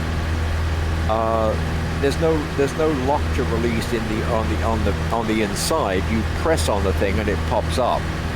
Yeah. And underneath that there is no gas cap. Yeah. There's just a hole with the little springy flap that you push out of the way when the nozzle goes in. Okay. Yep. I don't know if that's how they do it these days. I was Yeah, kind of the Bronco has that. Yeah. Okay. All right. All right. Our Sienna is 7 years old, I think. So, technologically, it's like centuries behind what they're doing now. Yeah. Maybe not centuries, but quite a bit. Yeah. Same as Okay. a 5-year-old computer is in a different world now these days. Right. So I stayed on the road until I got to the Roadrunner up there above Las Cruces, New Mexico, Yeah. which I think was about 3 in the morning. Tried sleeping in the car, got all of 2.5 hours maybe. Yeah. Got up, took some pictures, and hit the road again. The interesting fact about Las Cruces, I woke up, I'm thinking, okay, I feel pretty lively, but a shot of coffee wouldn't hurt. So I got off the freeway, went into town looking for a 7-Eleven. And didn't find one. Finally, I break down and pull over and call up my Google Maps, and I say 7-Eleven. And it tells me the closest one is 35 miles away. Right. So apparently there are 0 7-Elevens in Las Cruces, New Mexico. Right. Where everywhere else in the world, well, in the country, they're everywhere. You know, it's hard to go 4 blocks without without seeing at least finding 2. one. Yeah. There must be a coffee place somewhere where you. Well, could I go. finished up at Circle K, which is, it's Circle K. Everybody kind of knows Circle K, but it's not as ubiquitous as 7-Eleven. Sure. Yeah. And then I drove with the occasional fuel stop. Where did I finish up? Oh, Houston. Right. Houston. What I realized along the way is that driving long distances cross country like that is a little bit like doing it in an airplane, because fuel becomes an issue. You have a limited range, Yes. and you have to figure where you're going to stop so that you get the maximum number of miles you can, so that you can, go the longest distances between fill-ups. Yeah. But yeah. leave yourself enough to get to where you get to the next gas stop. Yeah. I pulled off somewhere near Pecos, Texas. Just thank heavens you weren't in an electric car. You have that range anxiety. That's exactly what I thought. Yeah. I saw a lot of Teslas along the way, but in almost 3,000 miles of highway, I only saw 2 Cybertrucks on the freeway itself. Yeah. In Pecos, I pulled off because they said there was gas close to the freeway. There wasn't, and I was down to 34 miles to the 34 miles of range. Oh yeah, a little thing. Right.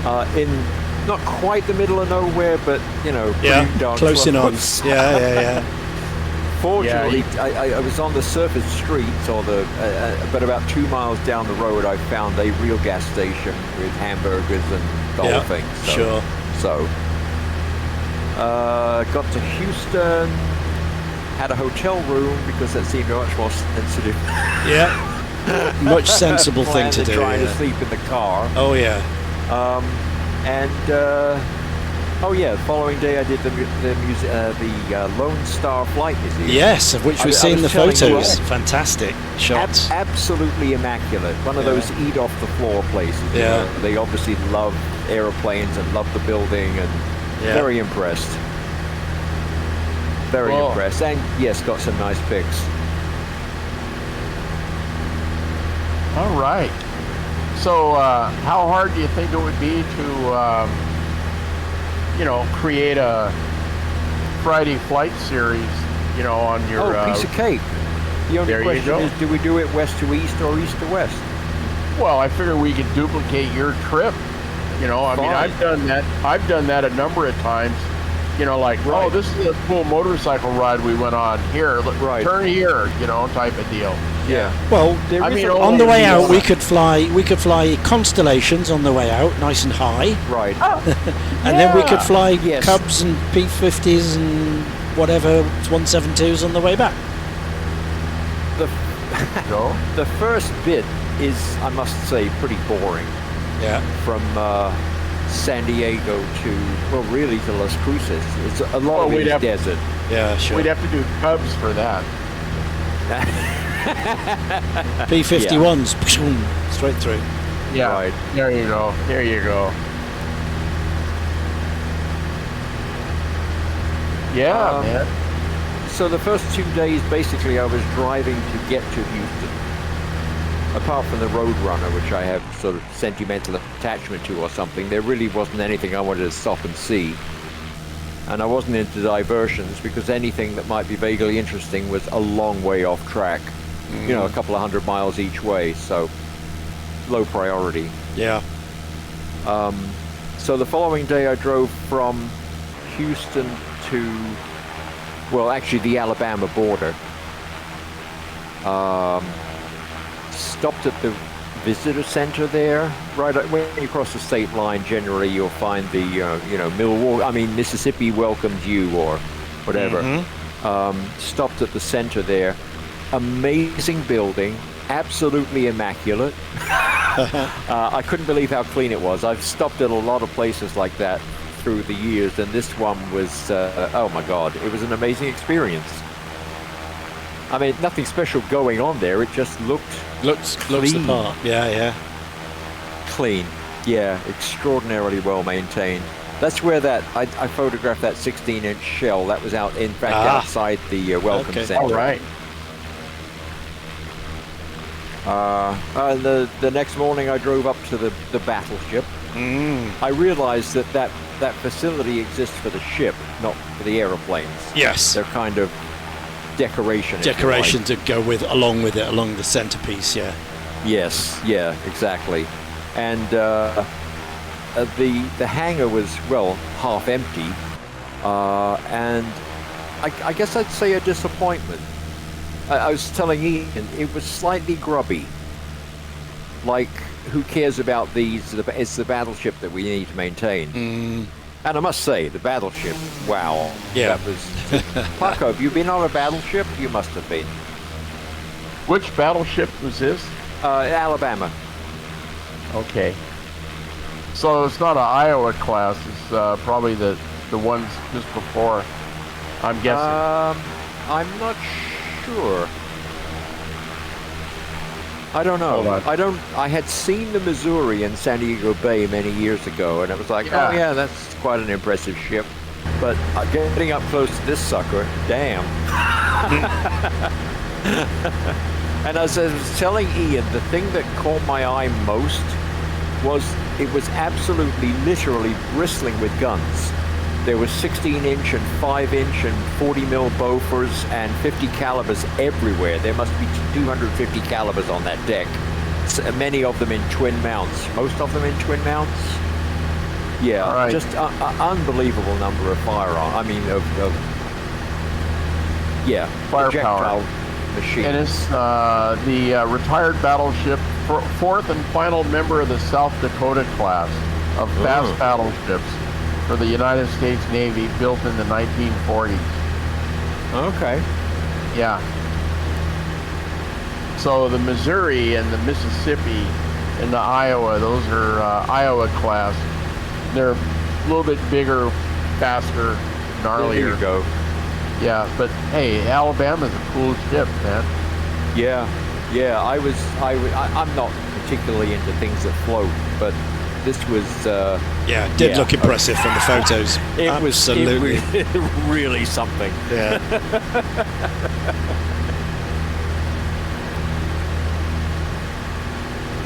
And then I drove home. Across Some thunderstorms Alabama, in Florida, which is... Panhandle, and then down. Exactly. I actually went all the way to Jacksonville. I've in the past I've gone down the Turnpike, which runs kind of down the middle of the peninsula. Yeah. But I went all the way over to the East Coast and then down 95. Yeah. Okay. I guess I had forgotten how. You know, flying is simple, or excuse me, it's fundamentally simple, but it's as complicated as you care to make it. And I think a lot of people don't get that. The same thing is true about driving. Yeah. Most of the way, we're talking a 2-lane highway. You're supposed to stay in the right lane. Some states require that. Others, it's like advisory. The idea is you stay in the right lane until you need to pass, and then you get into the left lane, go around whatever's in front of you, and get back in the right lane. Yeah. Well, it's very interesting driving a long way and juggling that, because you're trying to pass a semi, and you're coming up behind a semi, and you're thinking, okay, I'm going to go around this guy, but how much space is there on the other side? Is he going to get to the next semi before I get to there? Yeah. And then, of course, you get these idiots. You're going, those semis haul ass for the most part, so you're going like 5 miles an hour faster. Yeah. And I can tell, I'll just keep this speed and I'll drift by him in 30 seconds or so. And you get some asshole blazing up on the right-hand side, like he's going to slip through the gap. And I can already tell, unless he goes another 20 miles an hour faster, not going to do it. It's not going to happen. It's not going to run out. It just is. There's no two ways about it. And they don't see it. They to me, it's obvious. I never slow down to let people like that in. What's the point? But I'll accelerate so they can get in behind me. Yeah. Oh yeah, that's but it's always it's hard to believe sometimes how unaware people are of what's going on and what's going to go on. It's they don't read the road ahead, do they? They only read the little bit right in front of them. Right. Exactly. This 2-lane system, there is definitely an art to driving it quickly and efficiently. Definitely. Well, I figure it's more courteous. Like, if you're catching up, say you're going 5 miles an hour faster than a truck or a car towing a trailer or whatever. Right. And but when you swing out in the left lane, I would prefer you accelerate, so you're passing that. Oh, absolutely. Minimal time, and that way, other people. Then you move back in once you get safely around the guy, and then the next guy can go through. Yep. But well, there's usually somebody faster than me. Yeah. And quite often, passing a truck, the guy behind me I know is hot to trot, and he wants to go faster than I do. Oh yeah. So the little Buick had fabulous pickup, which I would not have had in that Kia. Yeah. And I only saw 100 one time. but several of my maneuvers resulted in figures in the mid-90s, shall we say. Yeah. Because it's simply the most efficient way to do it. As Paco says, get by the guy, pull over to the left. Yeah, it's safer for everyone, isn't it? Speed merchants go by. Yeah, it's safer for everyone rather than hang out on the left there. Exactly. You're kind of driving multiple vehicles all at the same time and juggling them to produce a result that keeps everybody happy. Yeah. Well, what if he blows a tire? I mean, trucks do that. It's funny. For a while now, I've been watching these road accident videos. Oh. Damn near every time I went by a semi, I'm thinking, if his left front tire blows now, where am I going to go? Do I have an out? Yeah. Because I always make the point of having. Because, well, that's what keeps you alive. I mean, nothing horrible happened in almost 3,000 miles, but it can. Yeah. And you have to drive accordingly, or risk dying. Yeah.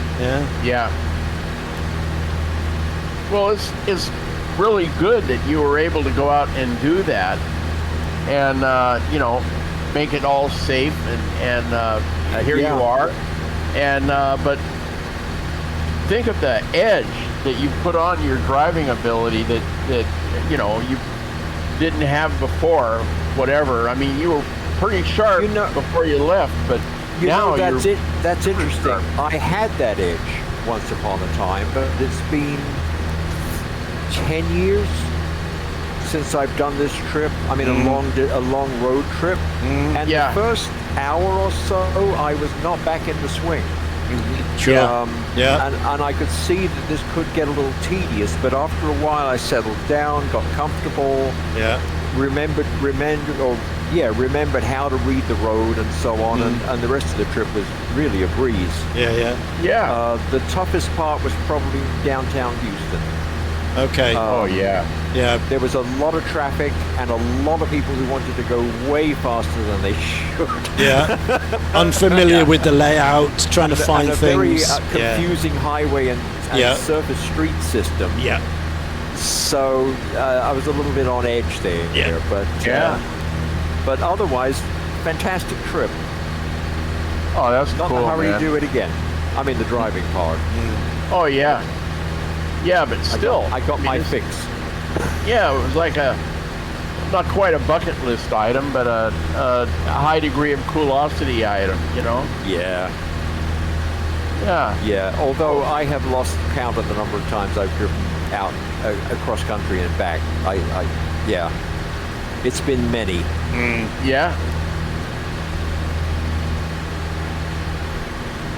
Well, I'm kind of looking forward to this little trip we're going to do with Carolyn. Carolyn's going, her sister and husband. Yeah, can't wait to see that lavender, huh? Oh no, that's no. But what it is Carolyn's and Pat have kind of colluded on what we're going to do, what we're going to see.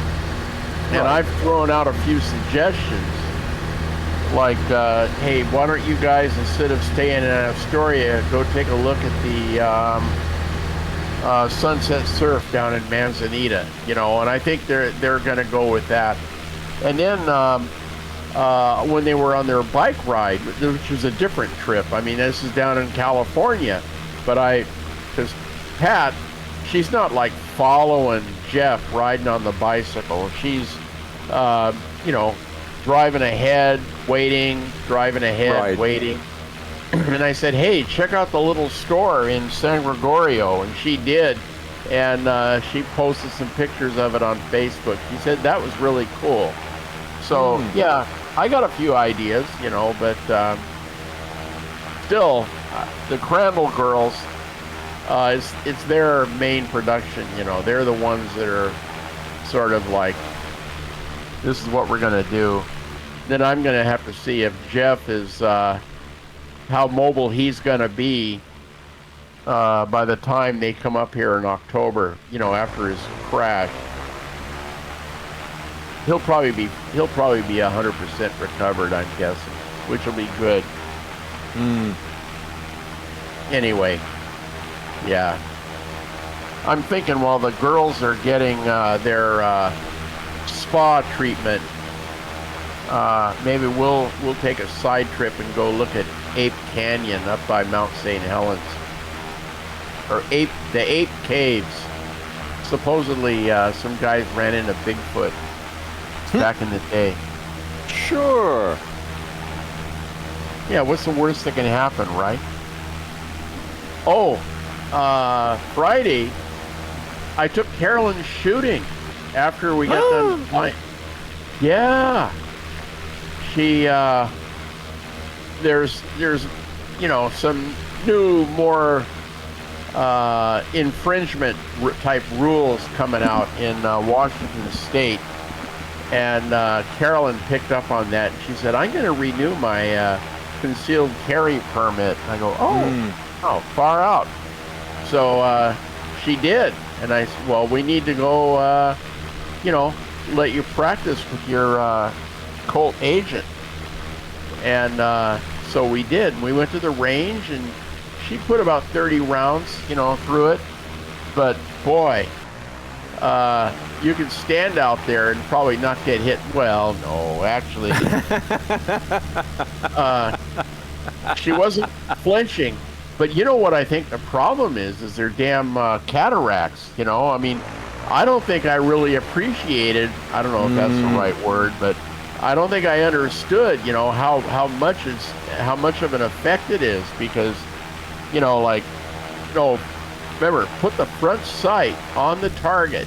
I mean, that's the most important element, is front sight on target. And then the rear sight, I mean, having good alignment really helps, but primary is front sight on target. And she's a front sight, Oh, yeah. So, yeah, and it's all like fuzziness. Can't see any sights, never mind the front or the rear. Yeah, so we gotta take care of her Cadillacs real quick. But that's a tough one. My immediate thought is, can you enhance the front sight with like a paint or something? But the problem is, what's behind it affects what the best color is. I mean, if you're shooting at a white surface, having a black iron sight is just fine. But if you're shooting with a dark background, it would be harder to see. So you obviously need a. Thanks for the raid. Well, no. Yeah, well, this is a little 2-inch barrel. It's like a little snub nose, revolver. Oh, okay. And it's really cool. Alloy frame. It's a Colt, But man, hey, by the way, we're flying over the Fort Casey. I see the ferry boat landing down there. Yeah, I see the ferry boat. You do? Oh, excellent. Yeah. Excellent. Well, in mine, the boat's not in, but we went on a motorcycle ride, and we actually took the boat and ended up over here one time. That was really cool. Yeah, so here we are. Good stuff. Empire, thank you for the raid, my friend. Welcome on in, everybody. Welcome on in. We're over Puget Sound area. Yeah. And, are we in Washington? Is this Washington State still, or? Yeah, Washington State. Yeah, okay. We're in Cubs, man. I mean, Cubs it's on not floats. Like we're not going bing bang boom. Oh, what state is this? Nah, you fly this for hours, you're in the same state. My motorcycle goes faster than this thing. Yeah. Anyway, welcome on in, everybody. Yeah.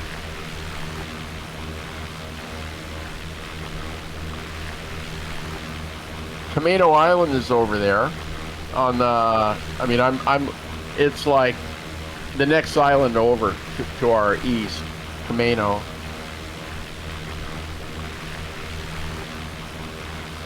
And this is the island. Oh, yes. Oh, hey. Let me see here.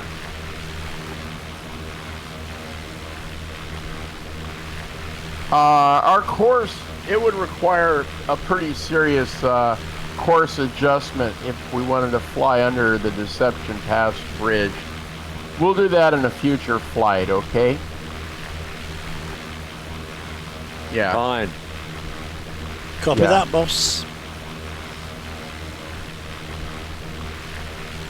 If we were in P40s, it'd be easy. It'd be about 5 minutes out of our way, but these things work. We'd have to make another gas stop or something.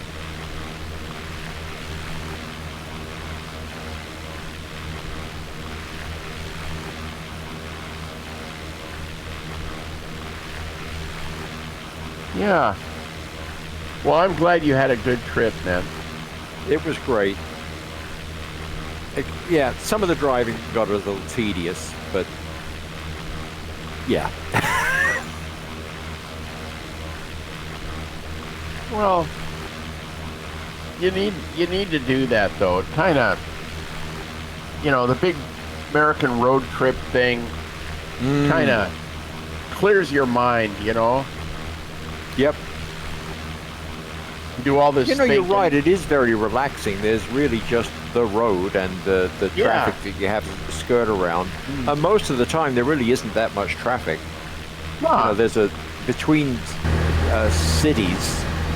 There's, I guess, a lot of traffic, but it's spread over several hundred miles. So, yeah, it's mostly just cruising and watching the countryside go by and take some podcasts. Listen to some podcasts. Actually, I listen to pretty much exclusively the two guys out of Sacramento that I hear in the mornings. Armstrong and Getty got on their podcast, and I think I was back somewhere in May by the time I made it back home. Wow. They're interesting people. They're not terribly opinionated. They're not pushing a specific agenda. They try to look at the world logically, and they're about far more than politics. They look at all sorts of factors in life. Very fond of telling you a survey has been released saying that, and then you get some piece of information which is quite often kind of an eye-opener about what people are thinking and doing these days in all sorts of realms. So in fact, I'm going to write to them and say thanks, because you were my sole means of entertainment for 3,000 miles.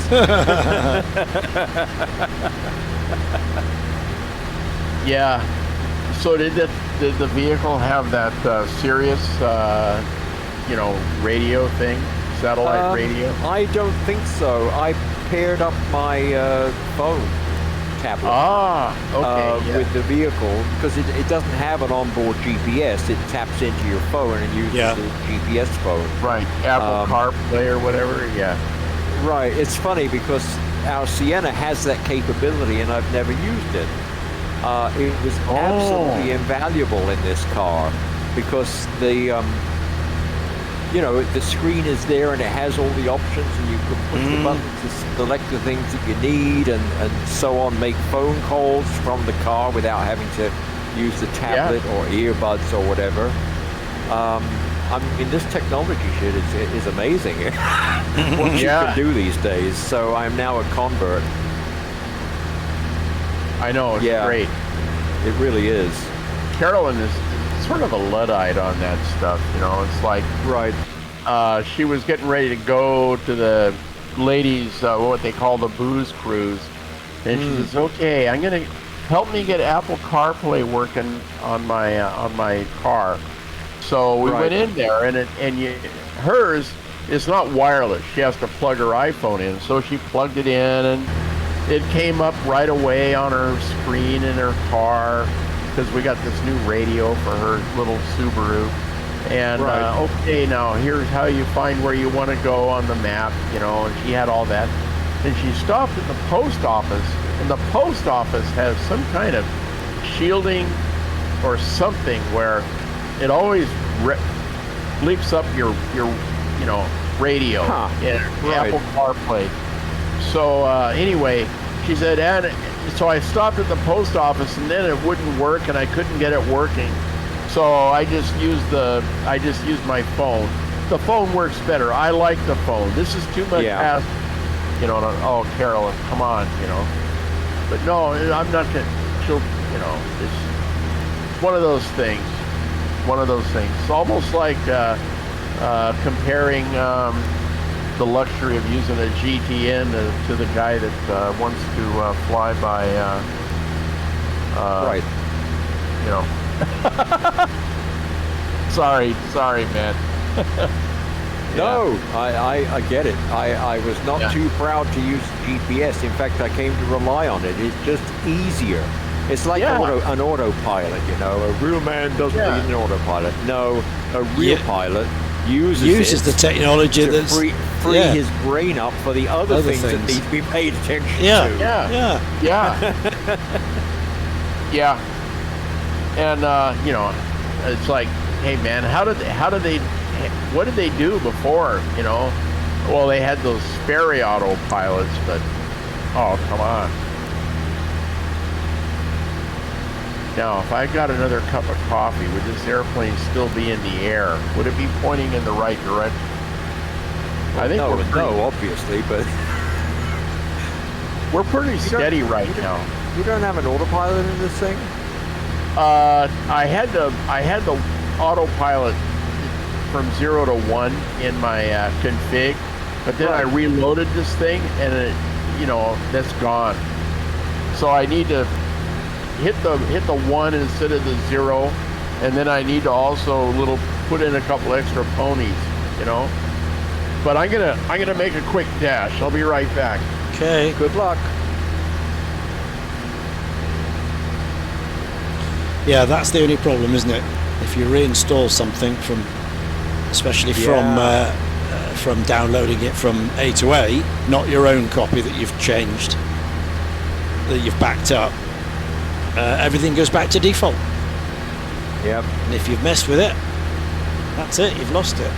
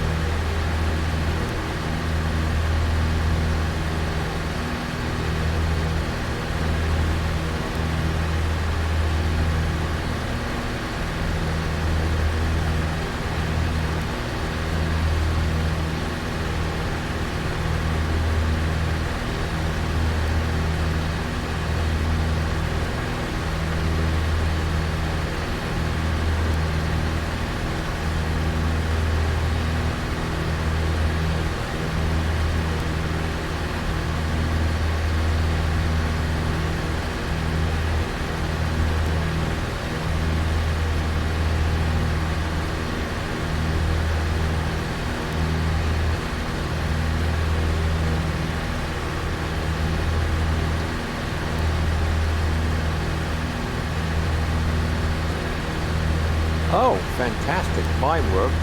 Tea time. Back in a pew. Okay.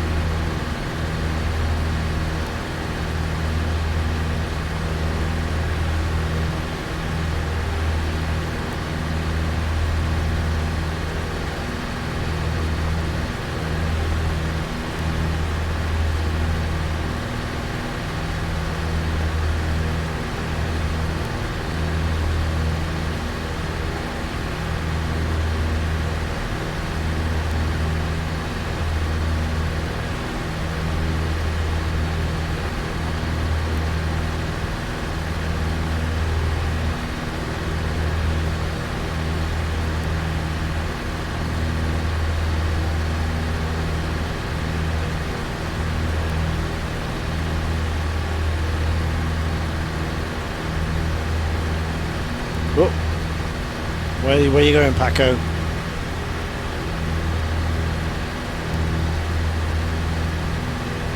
He's shot off.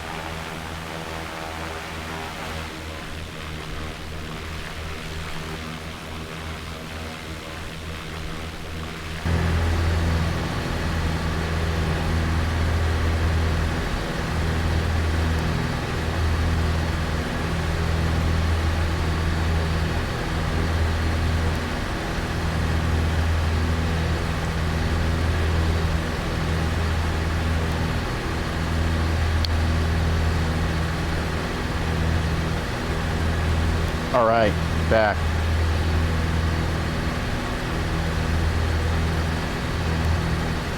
Yeah.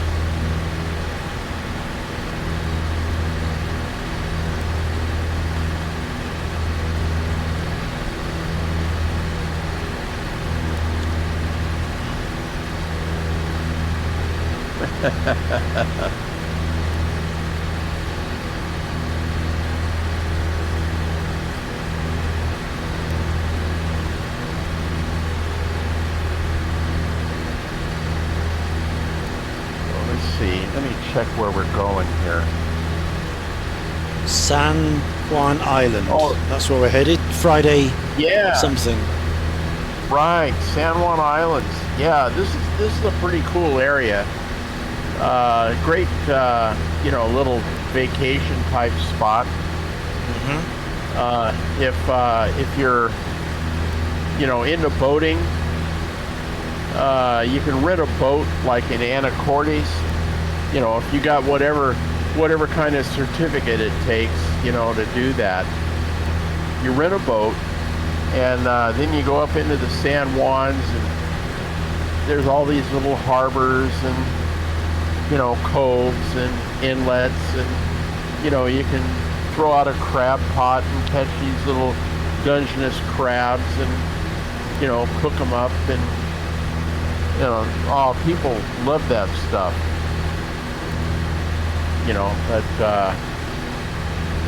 And then you can, you can take a ferry boat over to San Juan Island or Lopez or one of the other islands and stay for a day or two. Yeah, it's a kind of a really cool spot.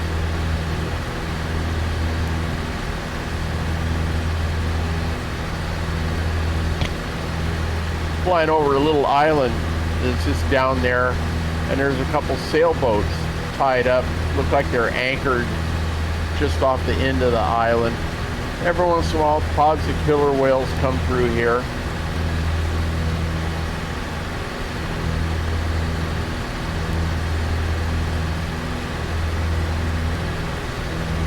Yeah, it looks like a nice sandy beach down there. What the heck is that island? Let's see. It doesn't have a name. I don't see a name on this island. No Name Island. Yeah. Yeah, buried treasure, pirates. So there's this one island. We're going to fly over Friday Harbor and like that. But then to the north of the San Juans is this Susha Island, okay? And so we're going to fly all up through the San Juans, and then we're going to make a turn, and we're going to fly out to this Susha Island.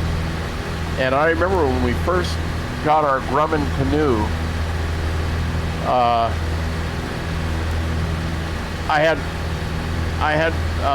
found a couple of books on like places to take your canoe in Washington, and most of them are lakes. You go to this lake, or you go across Baker Lake, or whatever, and that's pretty cool. It's nice, but one of the adventuresome things they said is take your canoe and go up to San Juan Island, and then paddle out to this Susha Island, and it's like I guess you go to like Orcas. You go to Orcas Island, and it's about a good like 2.5 miles out in the middle of the freaking Juan de Fuca Strait to go to this Susha Island thing in an 18-foot open Grumman canoe. And sounds like a great concept when you're sitting in your living room reading about it. But I betcha there'd be a serious,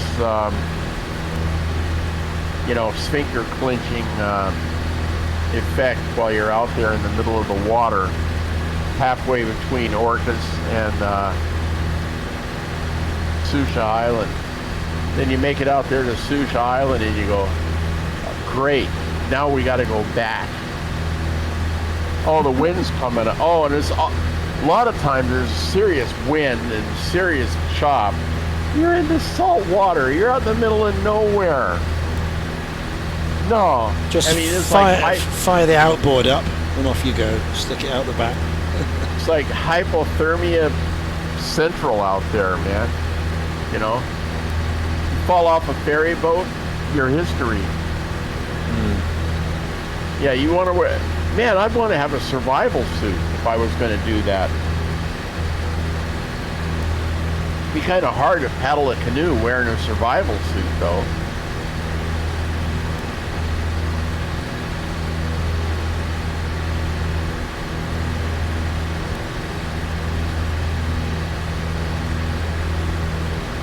But anyway, yeah, there's some people actually do that. I think maybe more likely they'd be using a sea kayak instead of a canoe. It's a little bit more, I don't know, suitable. Canoes are for lakes and not the ocean.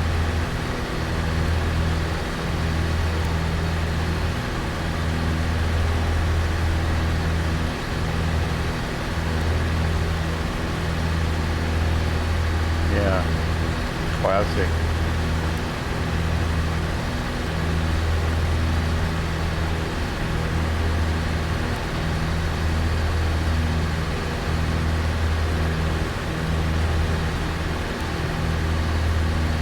Yeah, I'm glad we gassed up. I mean, you wouldn't want to run out here, right? No.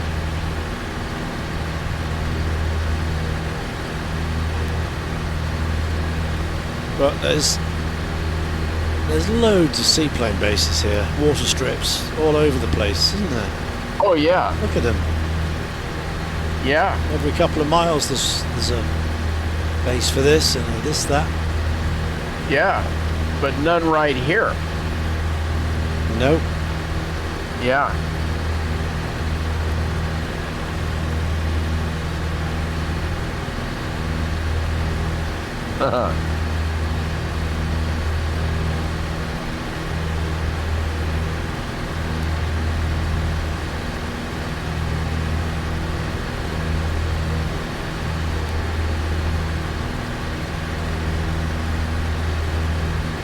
Yep.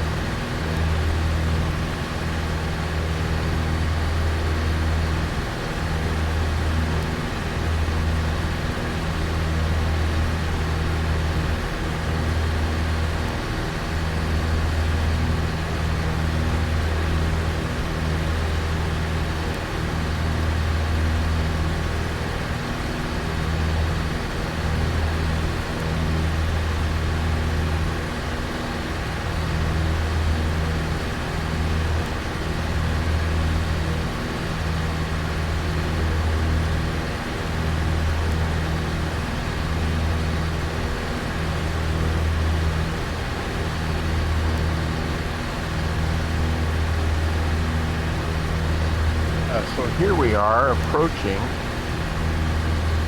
Well, we're going between. Let's see. We're going to go past the Cattle Point Lighthouse.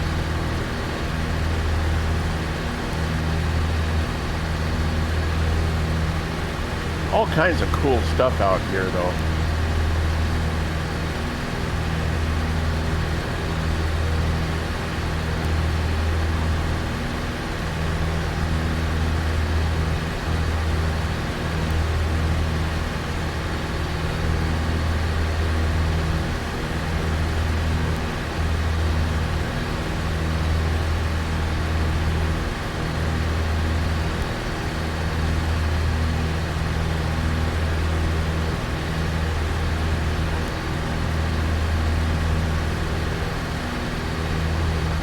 Yeah, so the island on our like immediate sort of straight ahead to the left is San Juan Island, and the island to our right is Lopez Island. Okay, so we're going between San Juan and Lopez. And then up ahead, further up, is Shaw Island, and we're going to go past that. And then we'll continue on to Orcas Island. And anyway, that's sort of the scenario. Needless to say, you can see all this in an instant when you're flying in a P-40.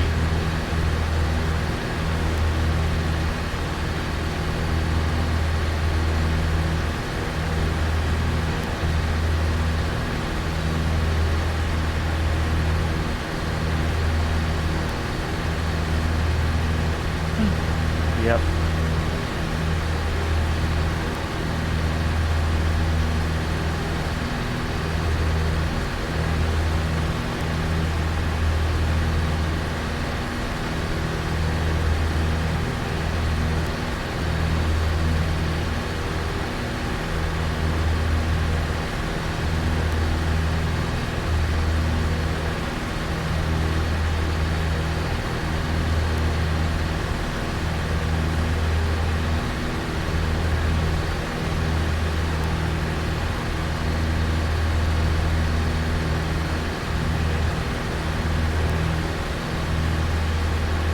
Yeah, here comes some kind of beach craft.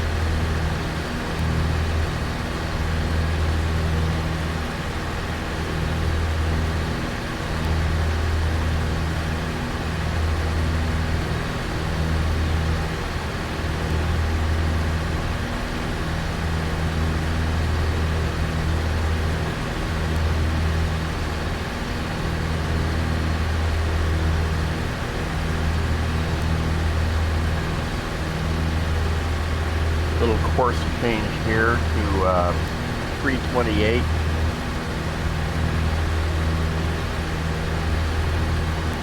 Dial that in on the HSI here.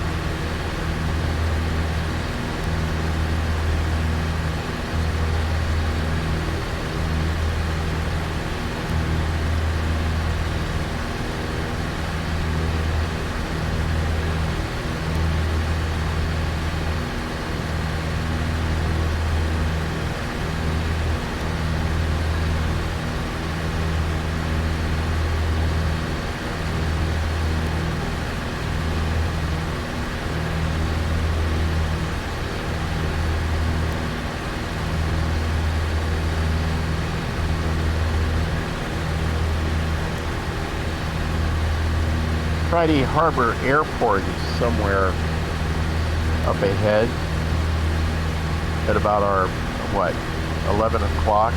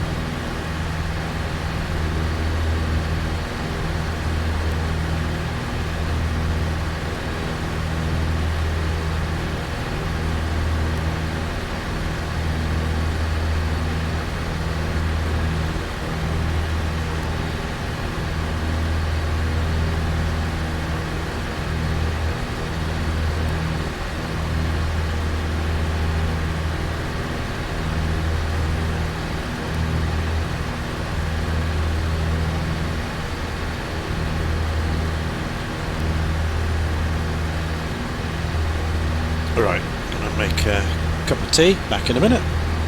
All right. Oh, you got your autopilot, huh?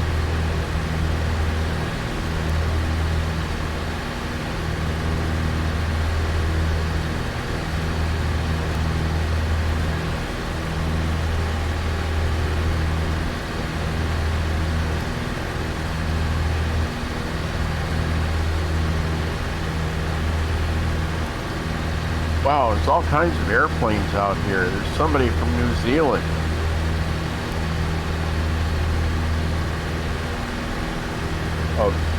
Looks like a Boeing 772, but I don't think they have those. That's weird.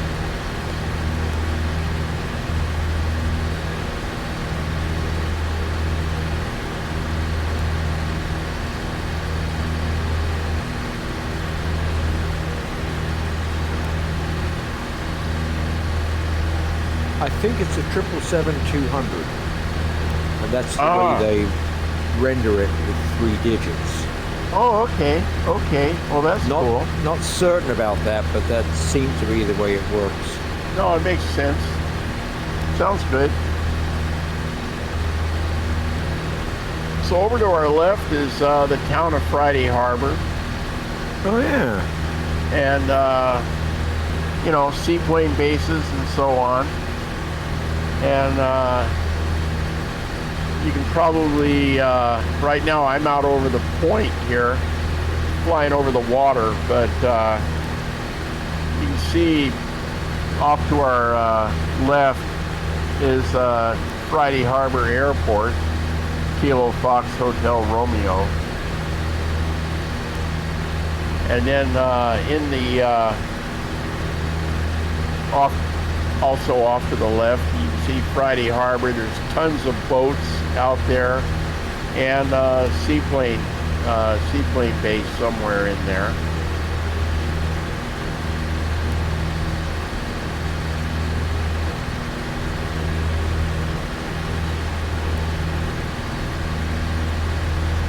Yeah.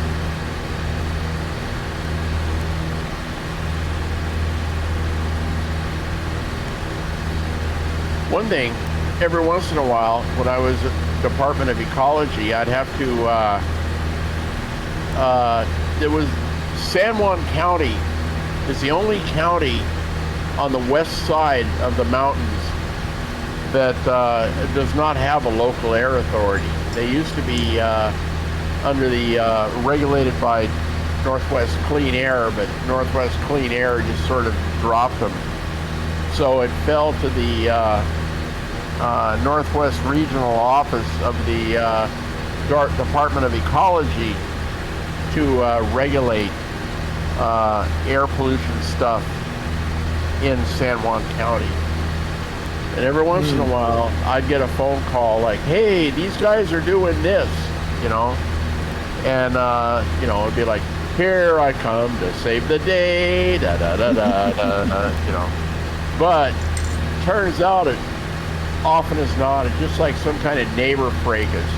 Well, they called Department of Health on me, so I noticed that they were doing this, so I called ecology on them, you know, kind of deal. But, you know, I'd go out there, there'd be odor complaints, and there'd be, and the typical what I would do, I mean, hey, I used to say, yeah, the San Juan County Air Pollution Control Authority, you know, that was me. But, Right. you know, that was non-existent. But anyway, so, but I'd get up early in the morning, I'd roll the motorcycle out, fire it up, and ride down to, ride up to Anacortes and get on the ferry boat. And at the time, my buddy Beecher was staff chief engineer on the boat. So, you know, I told him, hey, I'm going to be going on the ferry boat up there in Friday Harbor. You're going to be, yeah. He says, I'll show you the engine room. Oh, man. Would that be okay? Wouldn't anybody mind? He says, no, I won't mind. You know, I mean, he's like the guy that's in charge, Right. You know. And so, okay, hey, far out. So I got to tour the engine room and everything. And then, so then we land in you know, Friday Harbor or wherever it is we need to go. But it was always Friday Harbor. It seems like San Juan Island is the one where all the stuff was happening and complaints and such. So, okay. So I'd ride my motorcycle out. Hi, I'm here from the Bay Area Air Pollution Control, or excuse me, I'm here from Department of Ecology, here to help you. No, here's a card. And, oh, okay. So then I get, you know, mileage for the bike. That was kind of cool. So, yeah, whatever it was, I'd, you know, take notes, investigate. Oh, okay, well. And we never issued any notice of violation or anything, but, you know, we'd talk to somebody and then track it down, and we'd talk to the other guy and find out what the real story was and all that. Then, and the cool part about riding a motorcycle is on the ferry boat, you're always, if you get there, you know, but like you don't roll up just as the boat's getting ready to leave. Then you take whatever you can get. They park you on the fantail, you know, but generally if you're waiting and the boat comes in, all the cars go off, motorcycles are the first ones that get to get on the boat, okay? So you get like, you're the first one on, you're the first one off, you know, that's kind of cool. So then, and it costs, I think at the time it costed a little bit less to get a motorcycle on the boat than it did a car, but now it's the same. But that's okay. Anyway, so then, one thing I found though is on Friday Harbor, when you're getting ready to go, you roll in, oh, you missed the line. There can be this great big long line of people waiting to get on the boat. You ride right by that. And then you go to the toll booth. I mean, the cars are all parked on the side of the road. Ferry parking only. Do not block driveways, you know. This long line of cars. You're rum, going past about 100 cars. Then you get down to the toll booth, you go in there, hi. Yeah, I wanted to go, you know, back to Anacortes. Oh, okay, here, $5, you know, whatever. Okay, cool, man. Go park down there. So then you go down the little hill to the bottom, and there's this motorcycle parking area. You got about, you know, 20 minutes until the boat comes in. Oh, look, a wine shop. There's a little wine store right there, 20 feet away. So, okay. So I go over there, go inside. I'll take a bottle of red and a bottle of white and a sip. So then you get to get a little taste of each kind of wine. And then, it's not cheap, but that's okay. I put it in the saddlebags. And then I wait pleasantly for the boat to come in. And then, You're very brave taking, I presume this was a glass bottle, was it? Yeah, it's in the saddlebag. It's no problem. I mean, I got, it's not going anywhere. It's not like it's bungee down to the back of the bike, it's safe. And the bike is big old Harley Glide, it's all nice and smooth. So here I am transporting this wine. And it was great, Then bring home a bottle of white wine. Carolyn could have it. I could have the red. Yeah, it's great fun.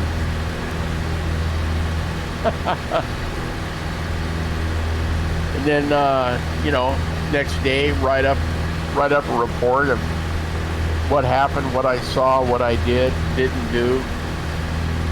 And it was good. I remember one time I had to go to a meeting out there. It was with the water guys. It was very serious because Friday Harbor didn't have a wastewater treatment facility. They just dumped it into the out a big pipe that went out in the middle of the sound. I mean, I don't know, about a half mile out. It wasn't like it went out 10 miles. I mean, but they had a pipe. And they would that's where all their raw sewage just dumped into the salt water. Think about that, So anyway, there was this public meeting where the water guys from ecology were going, this is in total violation of, and they read off a whole list of all the regs that were being violated. And you can't just keep on doing this. I mean, we got to come up with a plan. You got to apply. You got to do this. You got to do that. Blah blah blah. And I'm an air guy, so what do I? But I remember one time the mayor was talking about it, and he was, the mayor and the city council was like, "Hey, man, quit hassling us. What is all this crap you're trying to lay on us, man? Type of deal." So, and the mayor gets up there and he's talking and he's saying, "Well, man, I mean, out of that outfall, that's where it goes, the outfall. That outfall, man. I mean, there's a lot of crabs out there, and you want to go crab fishing. You go out there to the outfall, and everyone's just going like, "Oh, ew, man, ew," But yeah, he was, "Oh, this is great crab fishing out there, man. You go out there to the outfall." Yeah. And that was kind of the end of the meeting right then,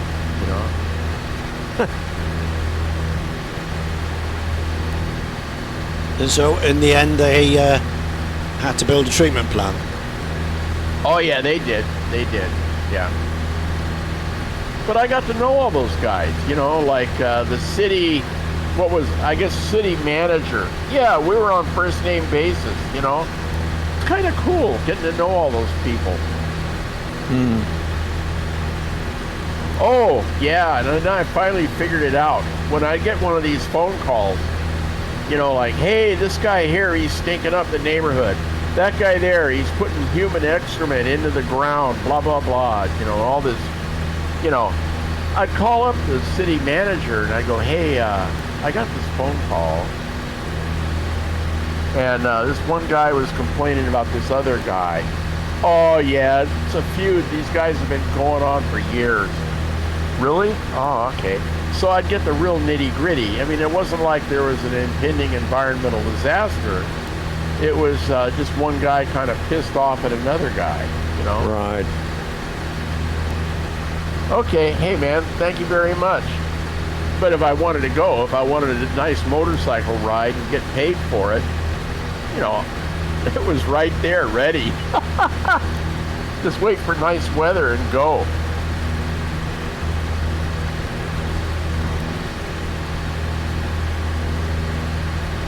Yeah, can't beat it.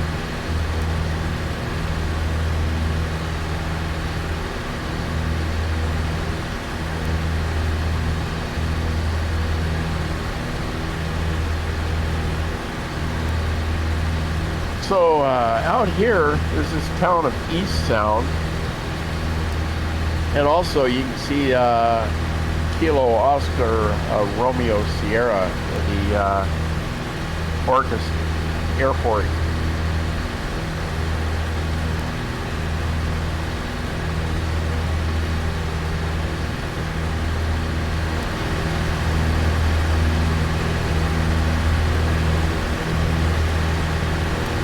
Yeah.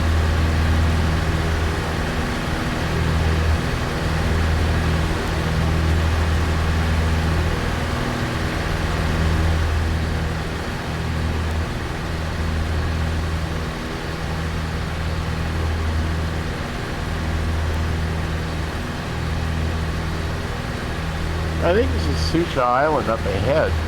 I'll have to check my map here. Yes. Yeah. Yeah, that's what it is. We're going to make a turn once we make it to Sucha.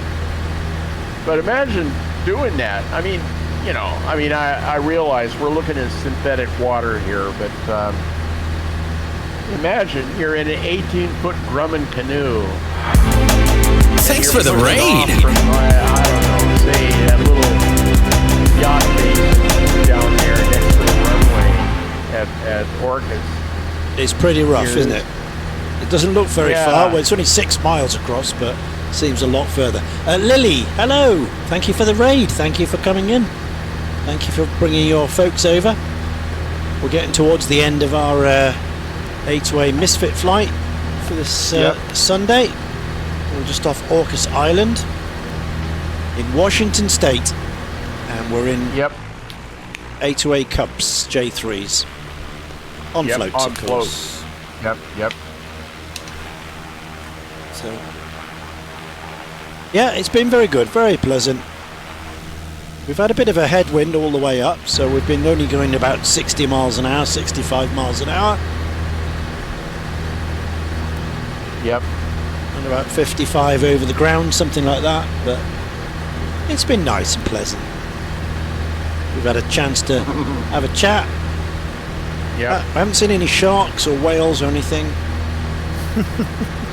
We've had a couple of bridges we've been under, but oh wait, to the right, right at the end of the runway at Orcas, there's killer whales. There's a pod of killer whales in the orbit scenery. Is that right? Ah.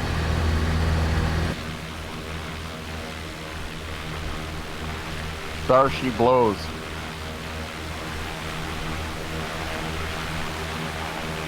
I should have found that canoe book.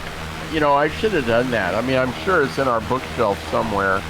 I don't think that got purged, but I'd read the part about the canoe paddle out there to Sucha. And I mean, like, once you're there, there's only one way to get back, you know? I mean, yeah. Start paddling. There's no, like, hey, come pick me up. You know, that ain't gonna happen. Oh, I know what. You can get one of those de Havilland beavers to come out and lash the canoe to the, yeah, you could do that. We could have a rescue mission. We have to go rescue stranded canoeists. Maybe that'll come up.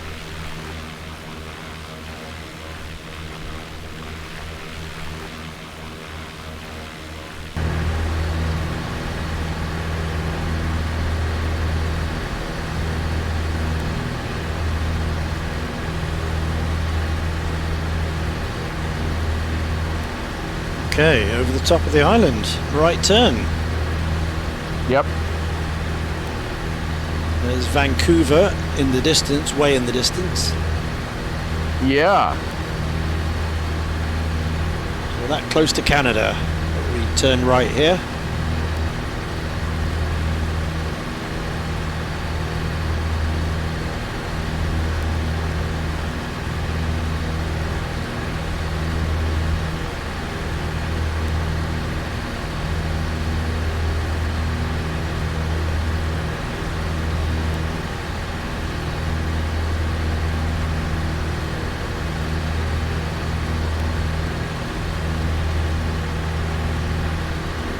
To the left of this little island here and over to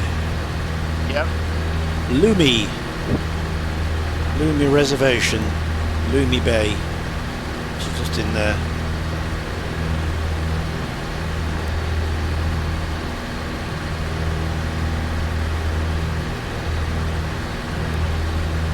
So Sucha Island, located 2.5 miles north of Orcas Island in the San Juan Islands.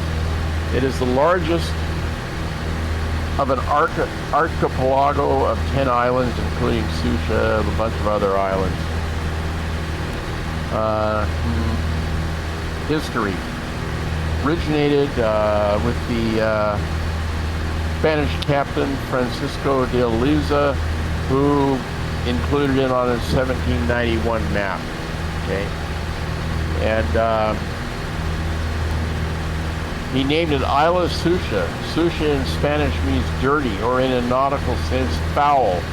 This word, this is great. This word was chosen because the shore was deemed dangerous due to reefs and hidden rocks. Oh, fine. That's excellent. Yeah, let's go there, Carolyn, with the canoe. These reefs and broken shorelines are the result of geologic folding of the Earth's crust. Brought many, isolated coves and bays of Sucha once served the Lumi Indians in their seal hunting days. They later provided excellent hideouts in the 19th century for smugglers of illegal Chinese laborers, as well as for hiding illegally imported wood and opium. Still later, the islands played a large role in rum running during liquor prohibition in the 20s and 30s. Wow, far out. In recent years, they have figured in drug trafficking. Oh, that's all we need. Little trip. What could possibly, oh man, give me a break. Anyway, yeah. So, camping activities. Camping, bird watching, hiking, rock climbing, kayaking, fishing, scuba diving. Anchorages, they got a thing about anchorages in here. Shallow bay located on the island's west side, protected from all but westerly winds and waves. Guess where the waves come from most of the time? Westerly. Yeah, Echo Bay, Fossil Bay. Yeah, and nothing in here about idiots in canoes going out to Sucha. Yeah. All right. I wonder if there's a thing on that. Let me see here.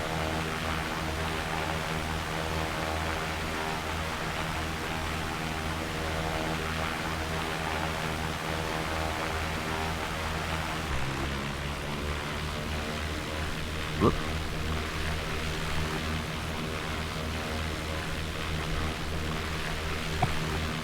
Yeah. The first four letters of Sucha is the same as suicide. To get to Sucha Island by canoe, you'll need to launch from a location. Yeah, all right. What does this say here? Consider using a water taxi or tour service that provides kayak rentals and transportation to the island. Yeah, all right. Launch point, water. The crossing can be exposed and require careful planning, especially with tidal currents. Oh, I forgot about the currents. Oh, man. Considerations for canoe or kayak trips. Safety. Always check weather forecasts and tidal conditions. Wear appropriate safety gear. Experience. Be honest about your kayaking experience. Yeah. Leave no trace. There won't be any trace. Really? No. I don't think that's what they meant. No, just an upturned few planks of wood, Yeah. couple of plastic Oh, man. bags on the surface. There you go. Not much trace left. That's it. Yeah. The orca whales will take care of that. Yeah, really. And the 6-gill sharks and stuff. Yeah. Right on. Oh, man. Yeah. Yeah, the canoe. We have a nice 18-foot Grumman canoe. We haven't used it in years, but, anyway, it's there waiting. But I named it. It's got a name. It's the Giardia. Okay. You know what Giardia is? A bacterium? Yeah, beaver fever. Ah. It's what you get from drinking, water that's got these little Giardia things in it. Oh, got it. Okay. And you will need medical assistance if you get Giardia. It's not like you can go, it'll run its course. No, But anyway, yeah, that's the name of the canoe, the Giardia.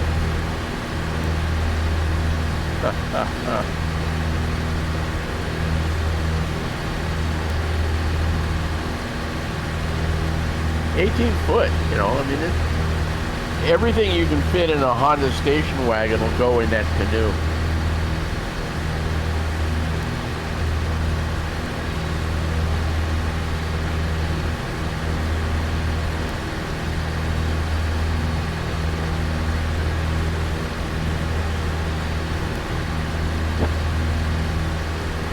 And now we're going over Lummi Island. Oh man, one time Carolyn got into, I don't know, some kind of artsy-fartsy thing. But we had to go to this Lummi Indian Reservation, and there was some kind of dinner out there at the Lummi Indian Reservation. Okay, so Carolyn reads up on all of this, and you're supposed to bring a gift. Apparently that's a tradition. You bring, you go to, you bring a gift. So what did she get for a gift? It's a nice painting. Oh, painting. It's art. Oh, painting. Good. But the subject of the painting, it was like some person, plowing the fields out there in Skagit Valley, and it's like, hey, wait a minute, it's like the invading white man, the settlers kind of taken over from the Indians. Uh-oh. So, yeah, but, I don't think she thought of that when she got this thing. She just thought it was nice art. But it's like, Carolyn, check it out, come on, But anyway. Yeah, okay, that started the thing off. Anyway, so we go to this thing, and it's this dinner. It's in this big lodge, and it turned out, I had this kind of idea it was going to be like, it'd be kind of low key, and there'd be nice food, and you'd go in there, say hi to everybody, and then leave.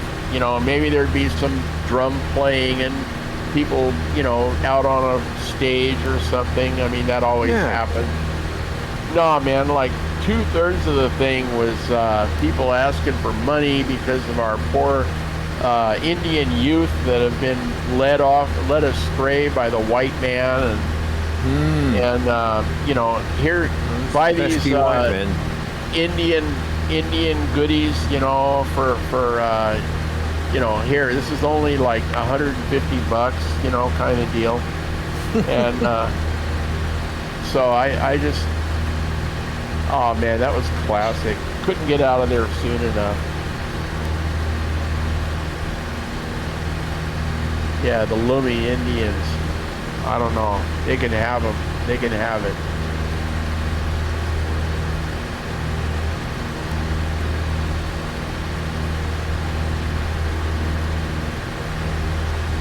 There's a lot of cool Indian culture though from, you know, like before we got here. Oh yeah. They used to have these, there's some film guy, I don't know, famous, but it was just back in, you know, back, I don't know, somewhere around the turn of the century. And he went out there and he filmed one of the last of the big Indian gatherings. What do they call those? So that's Mount Baker ahead of us then, is it? The big mountain up there? Yeah.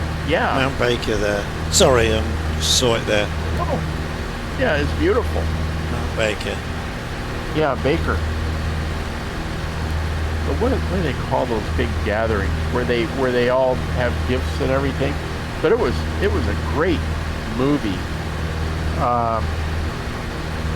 They'd come in these big giant canoes and be paddling in, and they'd have, you know, there'd be a guy standing on the bow of this canoe dressed up like a raven, and this other guy dressed like a bear, and it was, you know, it wasn't staged for the movie. It was like the guy was taking a movie of what these guys normally do.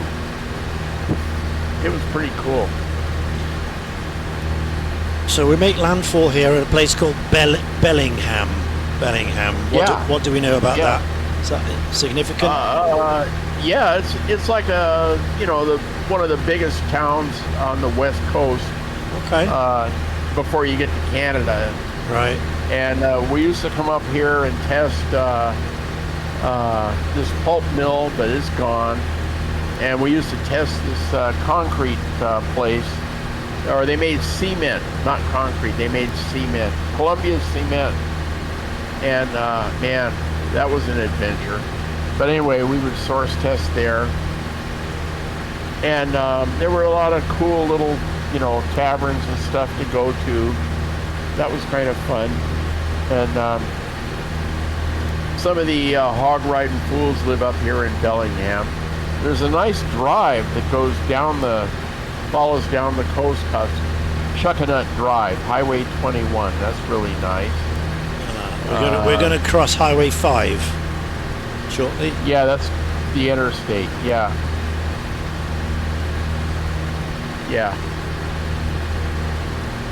Watching my fuel level. It's going down.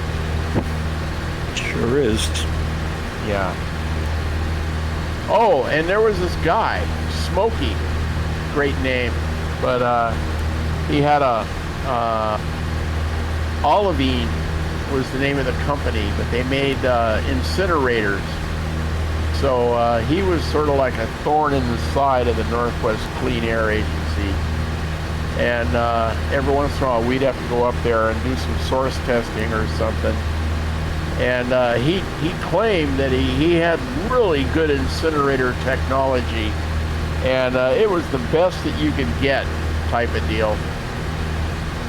And I remember one time I spent about 3 days there while they were doing a source test. And,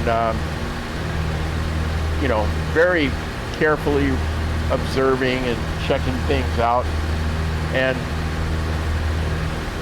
there's a whole day of, you know, putting stuff in the incinerator and getting it all burning really well. And then source testing, and I was observing the source test, and the source testers did a good job. You know, they were keeping everything good. The data was representative. The only problem was the incinerators were crap. I mean, the stuff they were burning.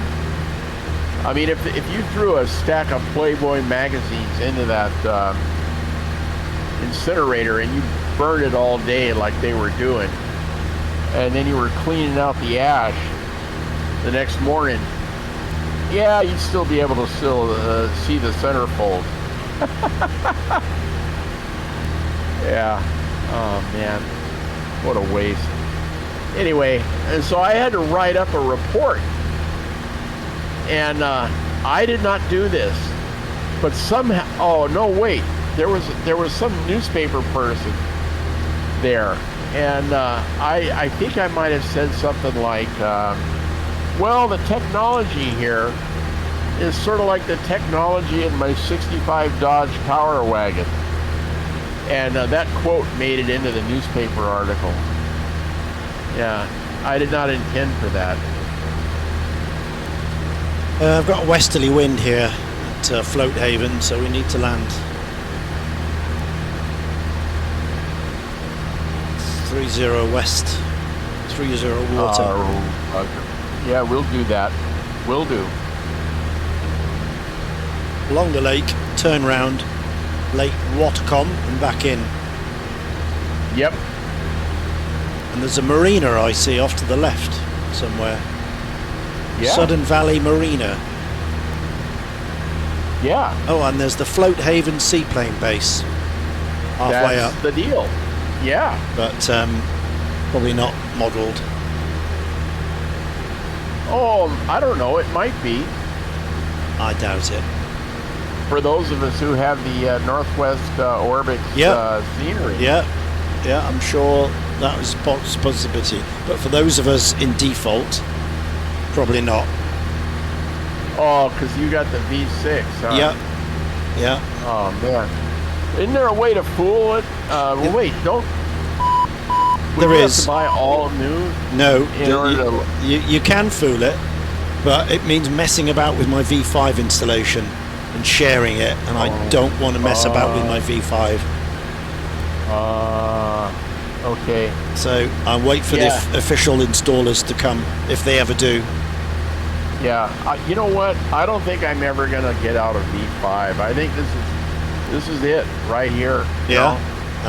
And when unless A2A comes out with a B25 Mitchell or a Cessna 185, if they did that. Now, if they came out with a Cub, I'd be flying in Microsoft now.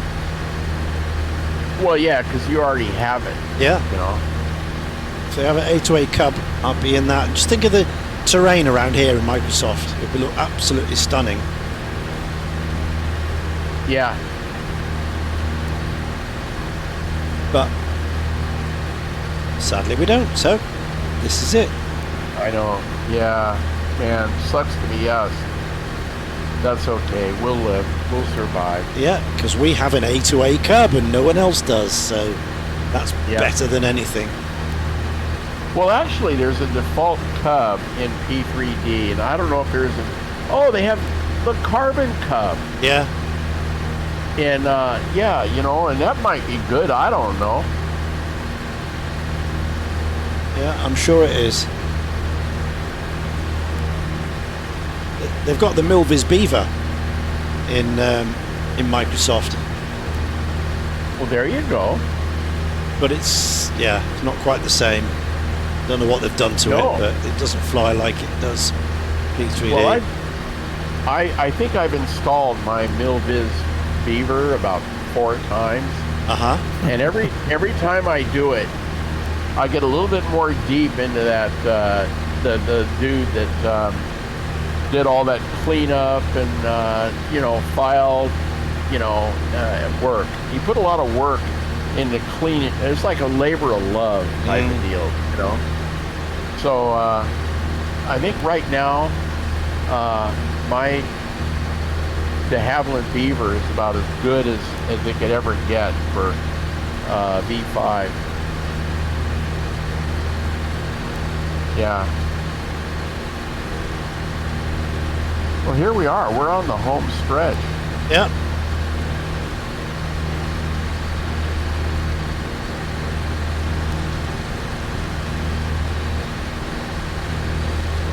Yeah.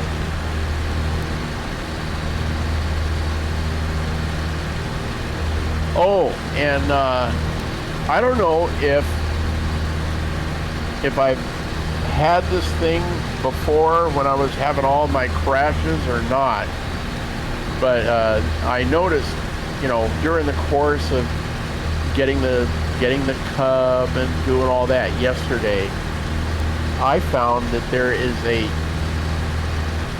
new version of that rain windshield thing that maybe I didn't have. Maybe that, you know, would allow, you know, my system to work with. Yeah, new being 2020 or something. Yeah, that's it. It's Yeah, the 2020 one. nah, it doesn't, mate. It still crashes. All right. Well, I deleted it. Yeah, I don't use it. It just doesn't play nicely. Yeah.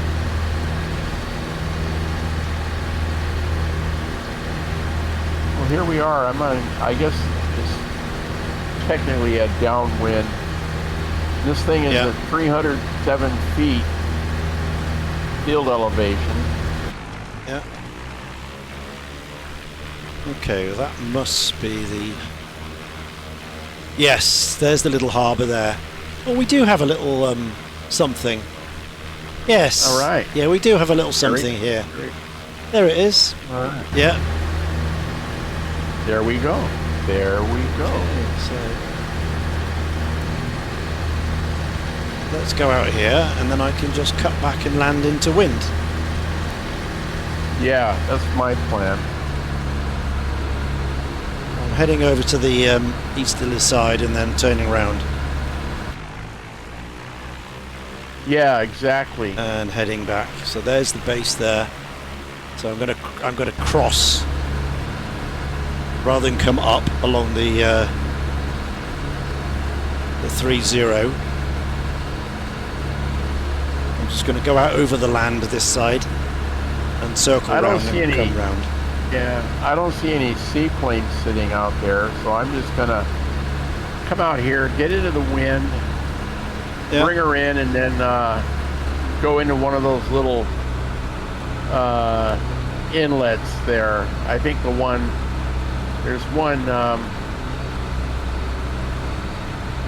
yeah. Let's see here. Is it? I don't want to fly into that hill. All right, here we go. Oh, there it is. All right.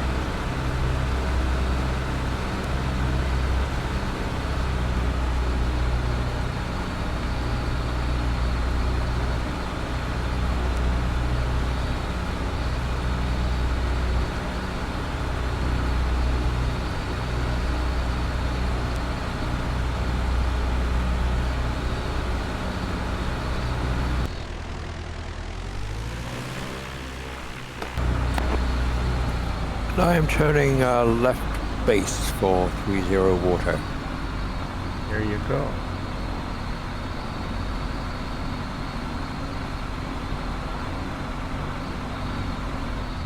There we are. There we are. Now, head over towards this area. Put the rudder down.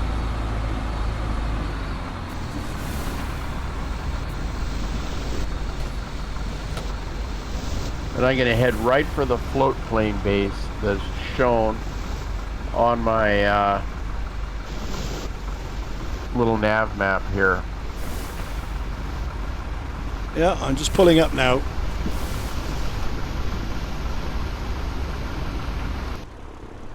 There we are. Fantastic.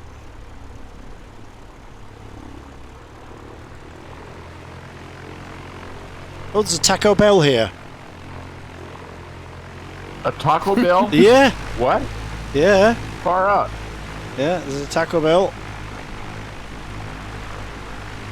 And there's a little yellow J3. Oh, I'm heading over where I see you. Whoop, easy, easy. We just almost took off.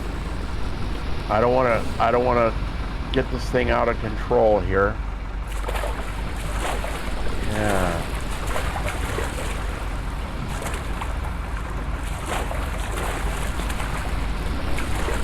I've got the paddle out.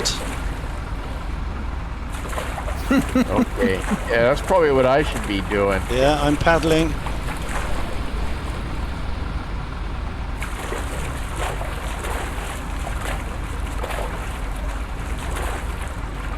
Oh yeah, I see you over there. All right. I mean, I see something over there. I think we'll chop the power and let this thing slow down a little bit. Yeah, I see an airplane. Yeah, that's me. I'm just pulling. All right. I'm just pulling up against the jetty side.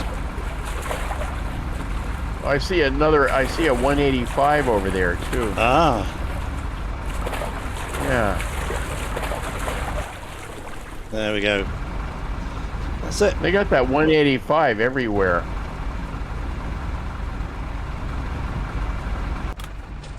Kill the engine. Fuel off. There we go. Yeah.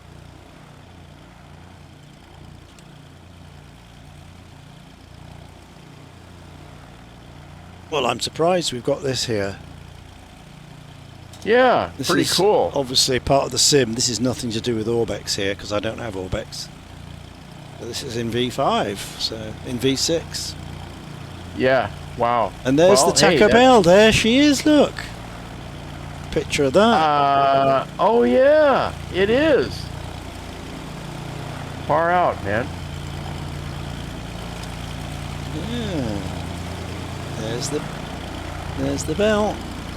There's a couple of cubs over there. Yeah. All right, it's like a regular hootenanny out here. Is that a 182 on the floats, you say, or 185 over there? That red there's one. a 185. Yeah. Yeah, that red one is a 185. There's a cub there on land. And then there's us three. Oh, and there's another one there. There's a cub there. And then there's us here. that's great. Look at that. Yeah. All right. Kill the engine. Taking some photos of you coming in. There we go. Right, It's paddle amazing. needed. Been flying this for years and years and years, and we've never been here before. And here we are. Yeah. It's good. We found something. Iron Man. Yeah. Just come in. Yep, time to get a Taco Bell. Taco from the Bell, absolutely. There's yours. Get your order in. Get your order in. That's all. Okay. Get a bit of Mexican Mexican. before we. Yeah. All right. Before now, we crack I don't on. want to rip. Okay. Shift 3. All right, I'm going to try putting the tie downs on, and that'll hold it in position. And the airplane's not spinning, so hey, that's pretty good. Iron Man, I just saw you you dropped a 5 gifted sub in Naja's channel. Well, that's a legend, my friend. That's amazing. Well done.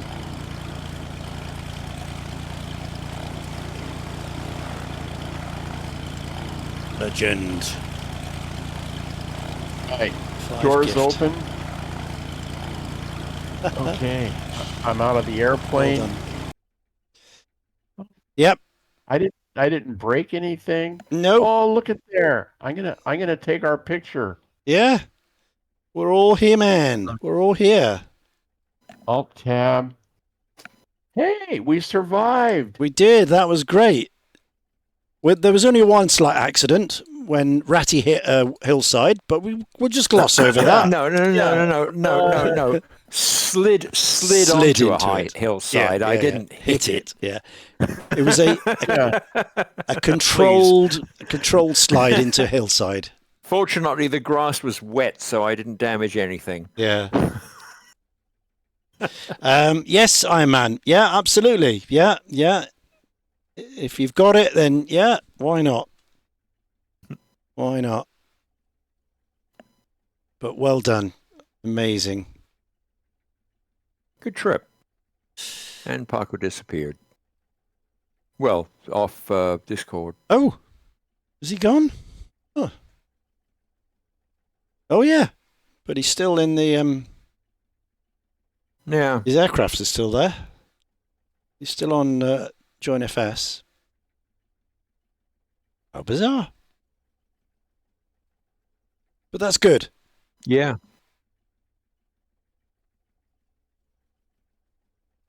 Oh, I see. You have a dock. Oh. Yeah, there's a little Got dock it. here. Okay. There's a little dock here. So Okay. Very nice. I almost reached it. yes. Well, I was on it, but I kind of drifted off a little bit now. You're back, Paco. You're back. Yeah, I'm back. I'm back. Yeah. You exited for a while. I don't know what happened there, but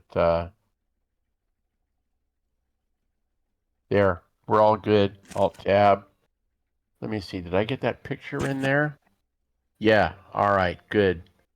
Yeah, I think what I did when I wanted to go back from posting that picture, I accidentally hit the X on. Yeah. Yeah. All right. On wow. Discord. So what's happening next Sunday, guys? Oh, must be my turn. Yeah. Yeah, could be. Fine, I'll come up with something. If you've got any ideas. All right. Oh, all boy, right. do I have ideas. You all have ideas, yeah. We are.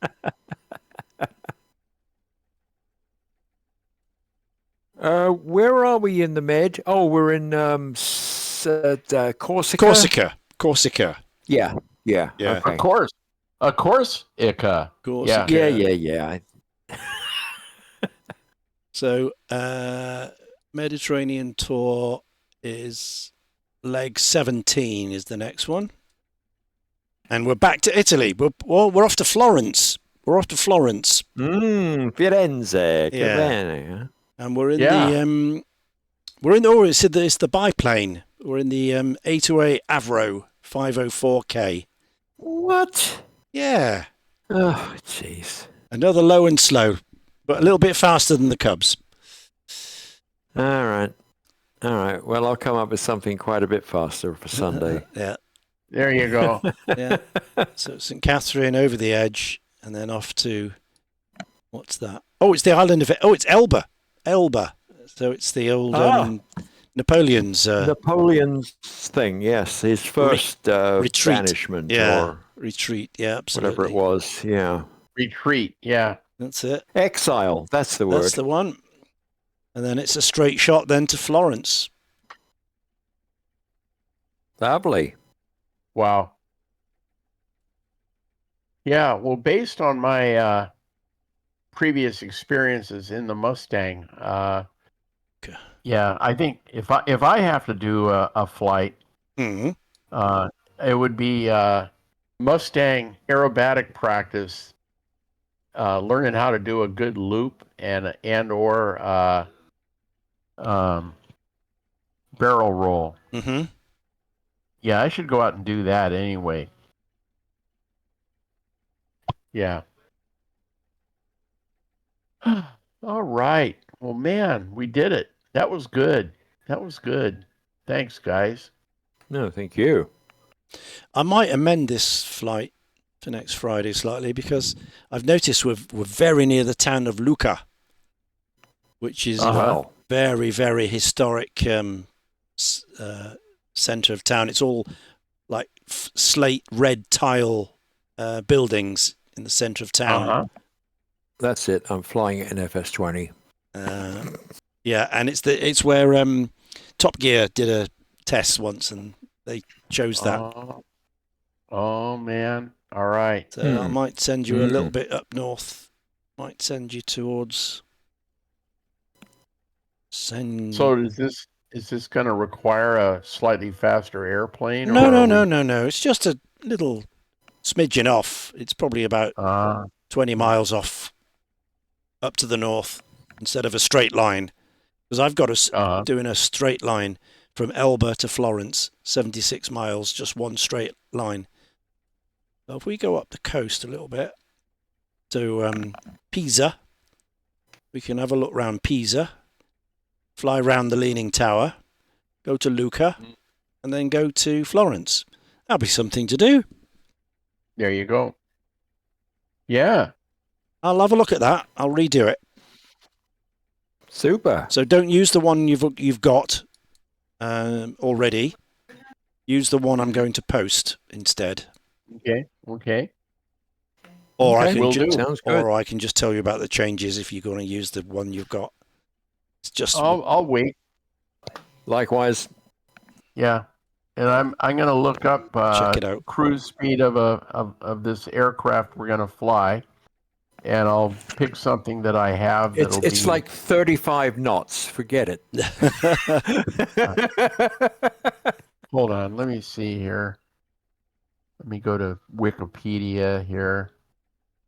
And Well, it might be this, 60. It ain't All quick, right. that's for sure.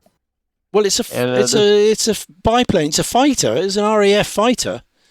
Well, No, right, it's not. It's a trainer what is that it they ag- sometimes what stuck is it guns again? on. yeah, it's a Avro what? 504. 504K. Avro 504. All right, there it is. Multi-role military. All right. Blah, blah, blah, Oh, blah, oh, blah, man. blah, Yeah, that's- blah, blah, oh, that blah. So exciting. 2-seat training aircraft. Yeah. Operational history. Oh, None. excuse me. It has a maximum speed of 83 knots at sea level. Yeah. Yeah. Cruise is 64. So it's like a Cub. Yeah. I could use the Cub. Yeah. You can use the Cub. Yeah. All right. Range. What this is? Let me see it. Wonder what the 250. range- 220 nautical. All right. Well, the Cub, you're gonna run out of gas first. Yeah. The next flight, as it stands, is 142, but there'll be a few more onto that. Yeah. Well, I 152, can bring that. 160, about 170, I would say. Yeah. Fuel capacity 25. Okay. And max speed 95. Cruise speed 74 at 75% power. Exactly. Yeah. Stall speed. That's miles an hour, by the way. It's not Not your yeah. knots. 76. Yeah, knots. Okay. And armament. One fixed 303 Lewis atop the upper wing in the single-seat night fighter variant. Yeah. So right. it's not a fighter. Sorry, No, Ian. no, it's not. But they used it. Sure. Yeah, and they drop beer bottles from it too, because they scream like bombs on the way down. And Yeah. The wiki said the Avro 504 is a single-engine biplane bomber. And Production during World Okay. War I totaled 8,900 and continued for 20 years, making it the most produced aircraft of any kind that I served see. in any It does military say capacity during the First World War. More than 10,000 Right. were built from 1913 I until think 1932. damn, it sure held up, didn't it? Yeah. It looks like somewhere in here, the Russians kind of stole an embryonic air service of the Soviet Union, used both Avro 504s and their very own Avrushka, which is, with quotes around it, little Avro. Copy of it for primary training is the U1. And let's see, they had a rotary engine. The Russian version of the 504 was replaced by what would become the most produced biplane, the Polikarpov PO2. All right. So, yeah. Okay, it's a biplane. Yeah. So, And what is so it? far 100 I have- horsepower engines. Gnome. No, Mono scoop. Yeah. 100 horsepower. So what's in the cub? Yeah. Sort of 65, is it? 65. Yeah. Yeah. Well, maybe mine will be.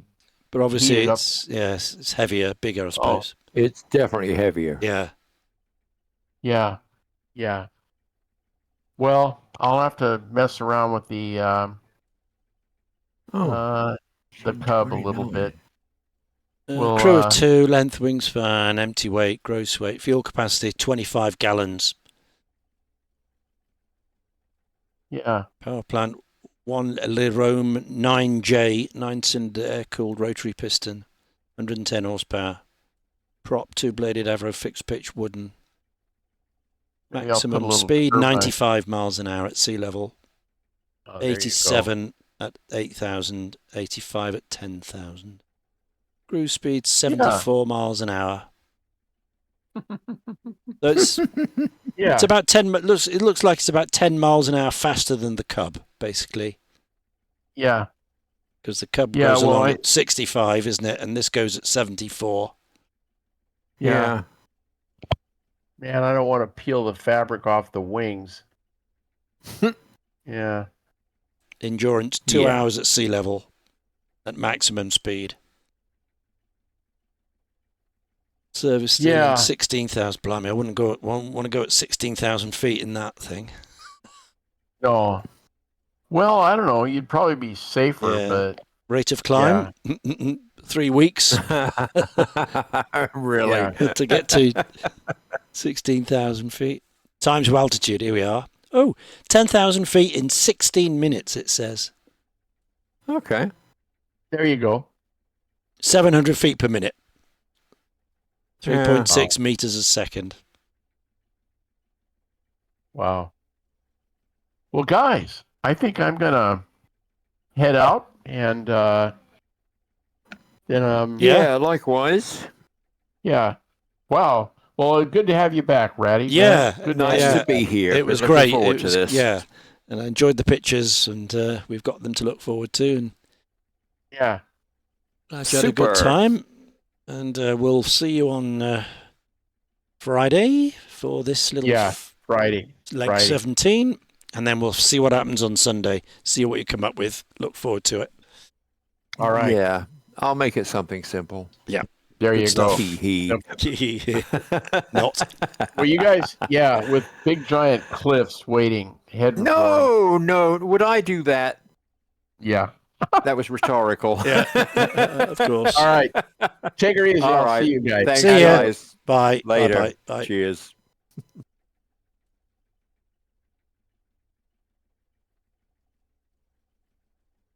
Okay.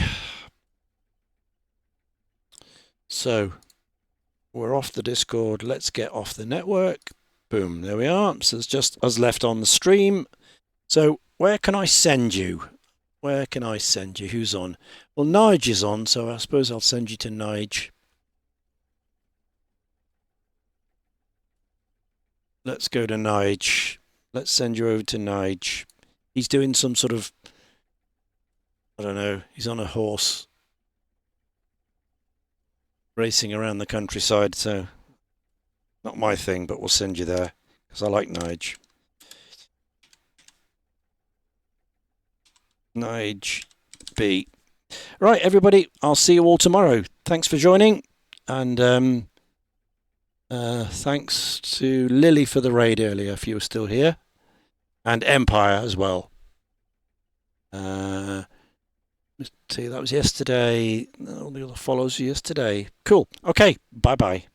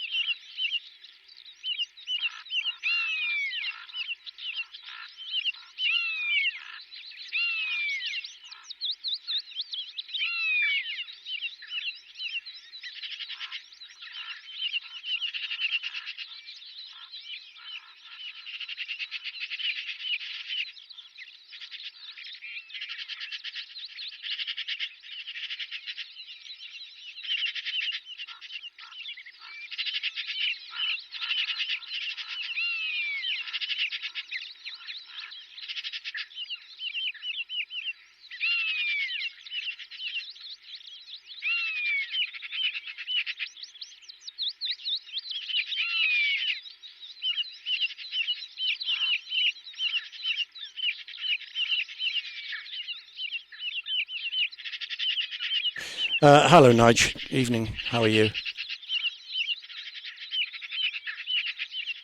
Yeah. So what is this you're doing? This isn't flying. So what is this? It's not music. What is this nonsense you've got here? This running around on a horse? I mean, what is all that about? God's sake. Yeah, I'm surprised. I was going to say, I saw you on, so I thought, right, boom, we finished the Misfits, let's go and raid old Nige. And I looked round, expecting to see a nice aircraft, and there you are on a bloody horse.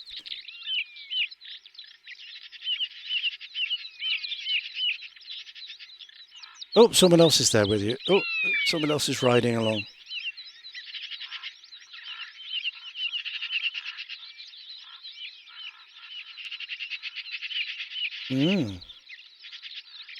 Wow. It's a bit misty.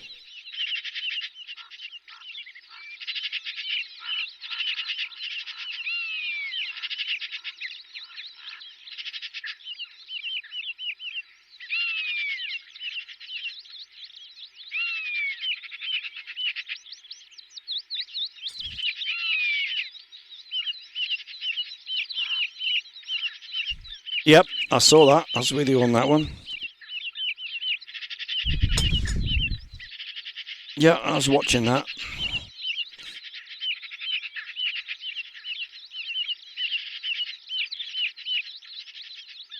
Yeah, that's all that matters, isn't it?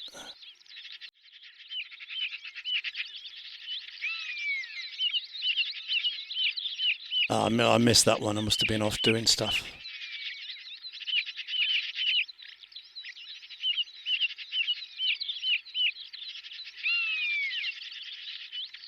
Yeah.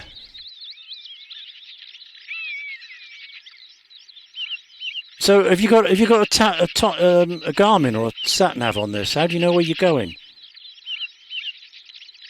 It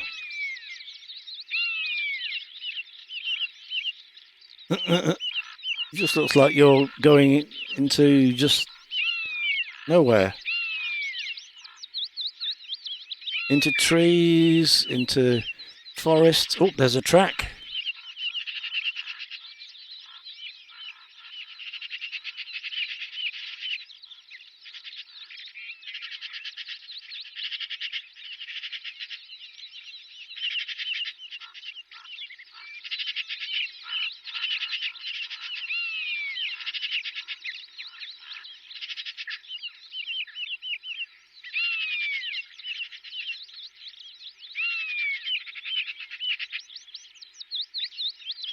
No.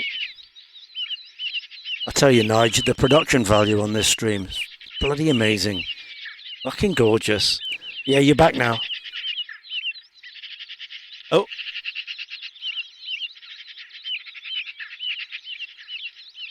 I've got map. Oh, no, it's gone. Now it's back. There's the little circle with the map in it. Yeah.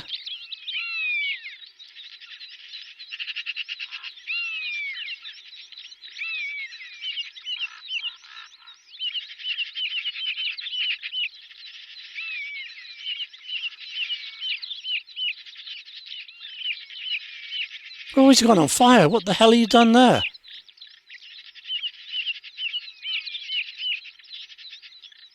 Oh. Oh, no, this is not one of these shooting games, is it? Like these Battlefield things where you hit people over the head and all that. Do you? Right. Not for me.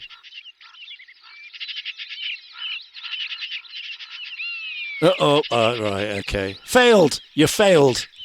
You failed. Well, in that case, I will love you and leave you, Nige. I'm going to go back to flying, so take care.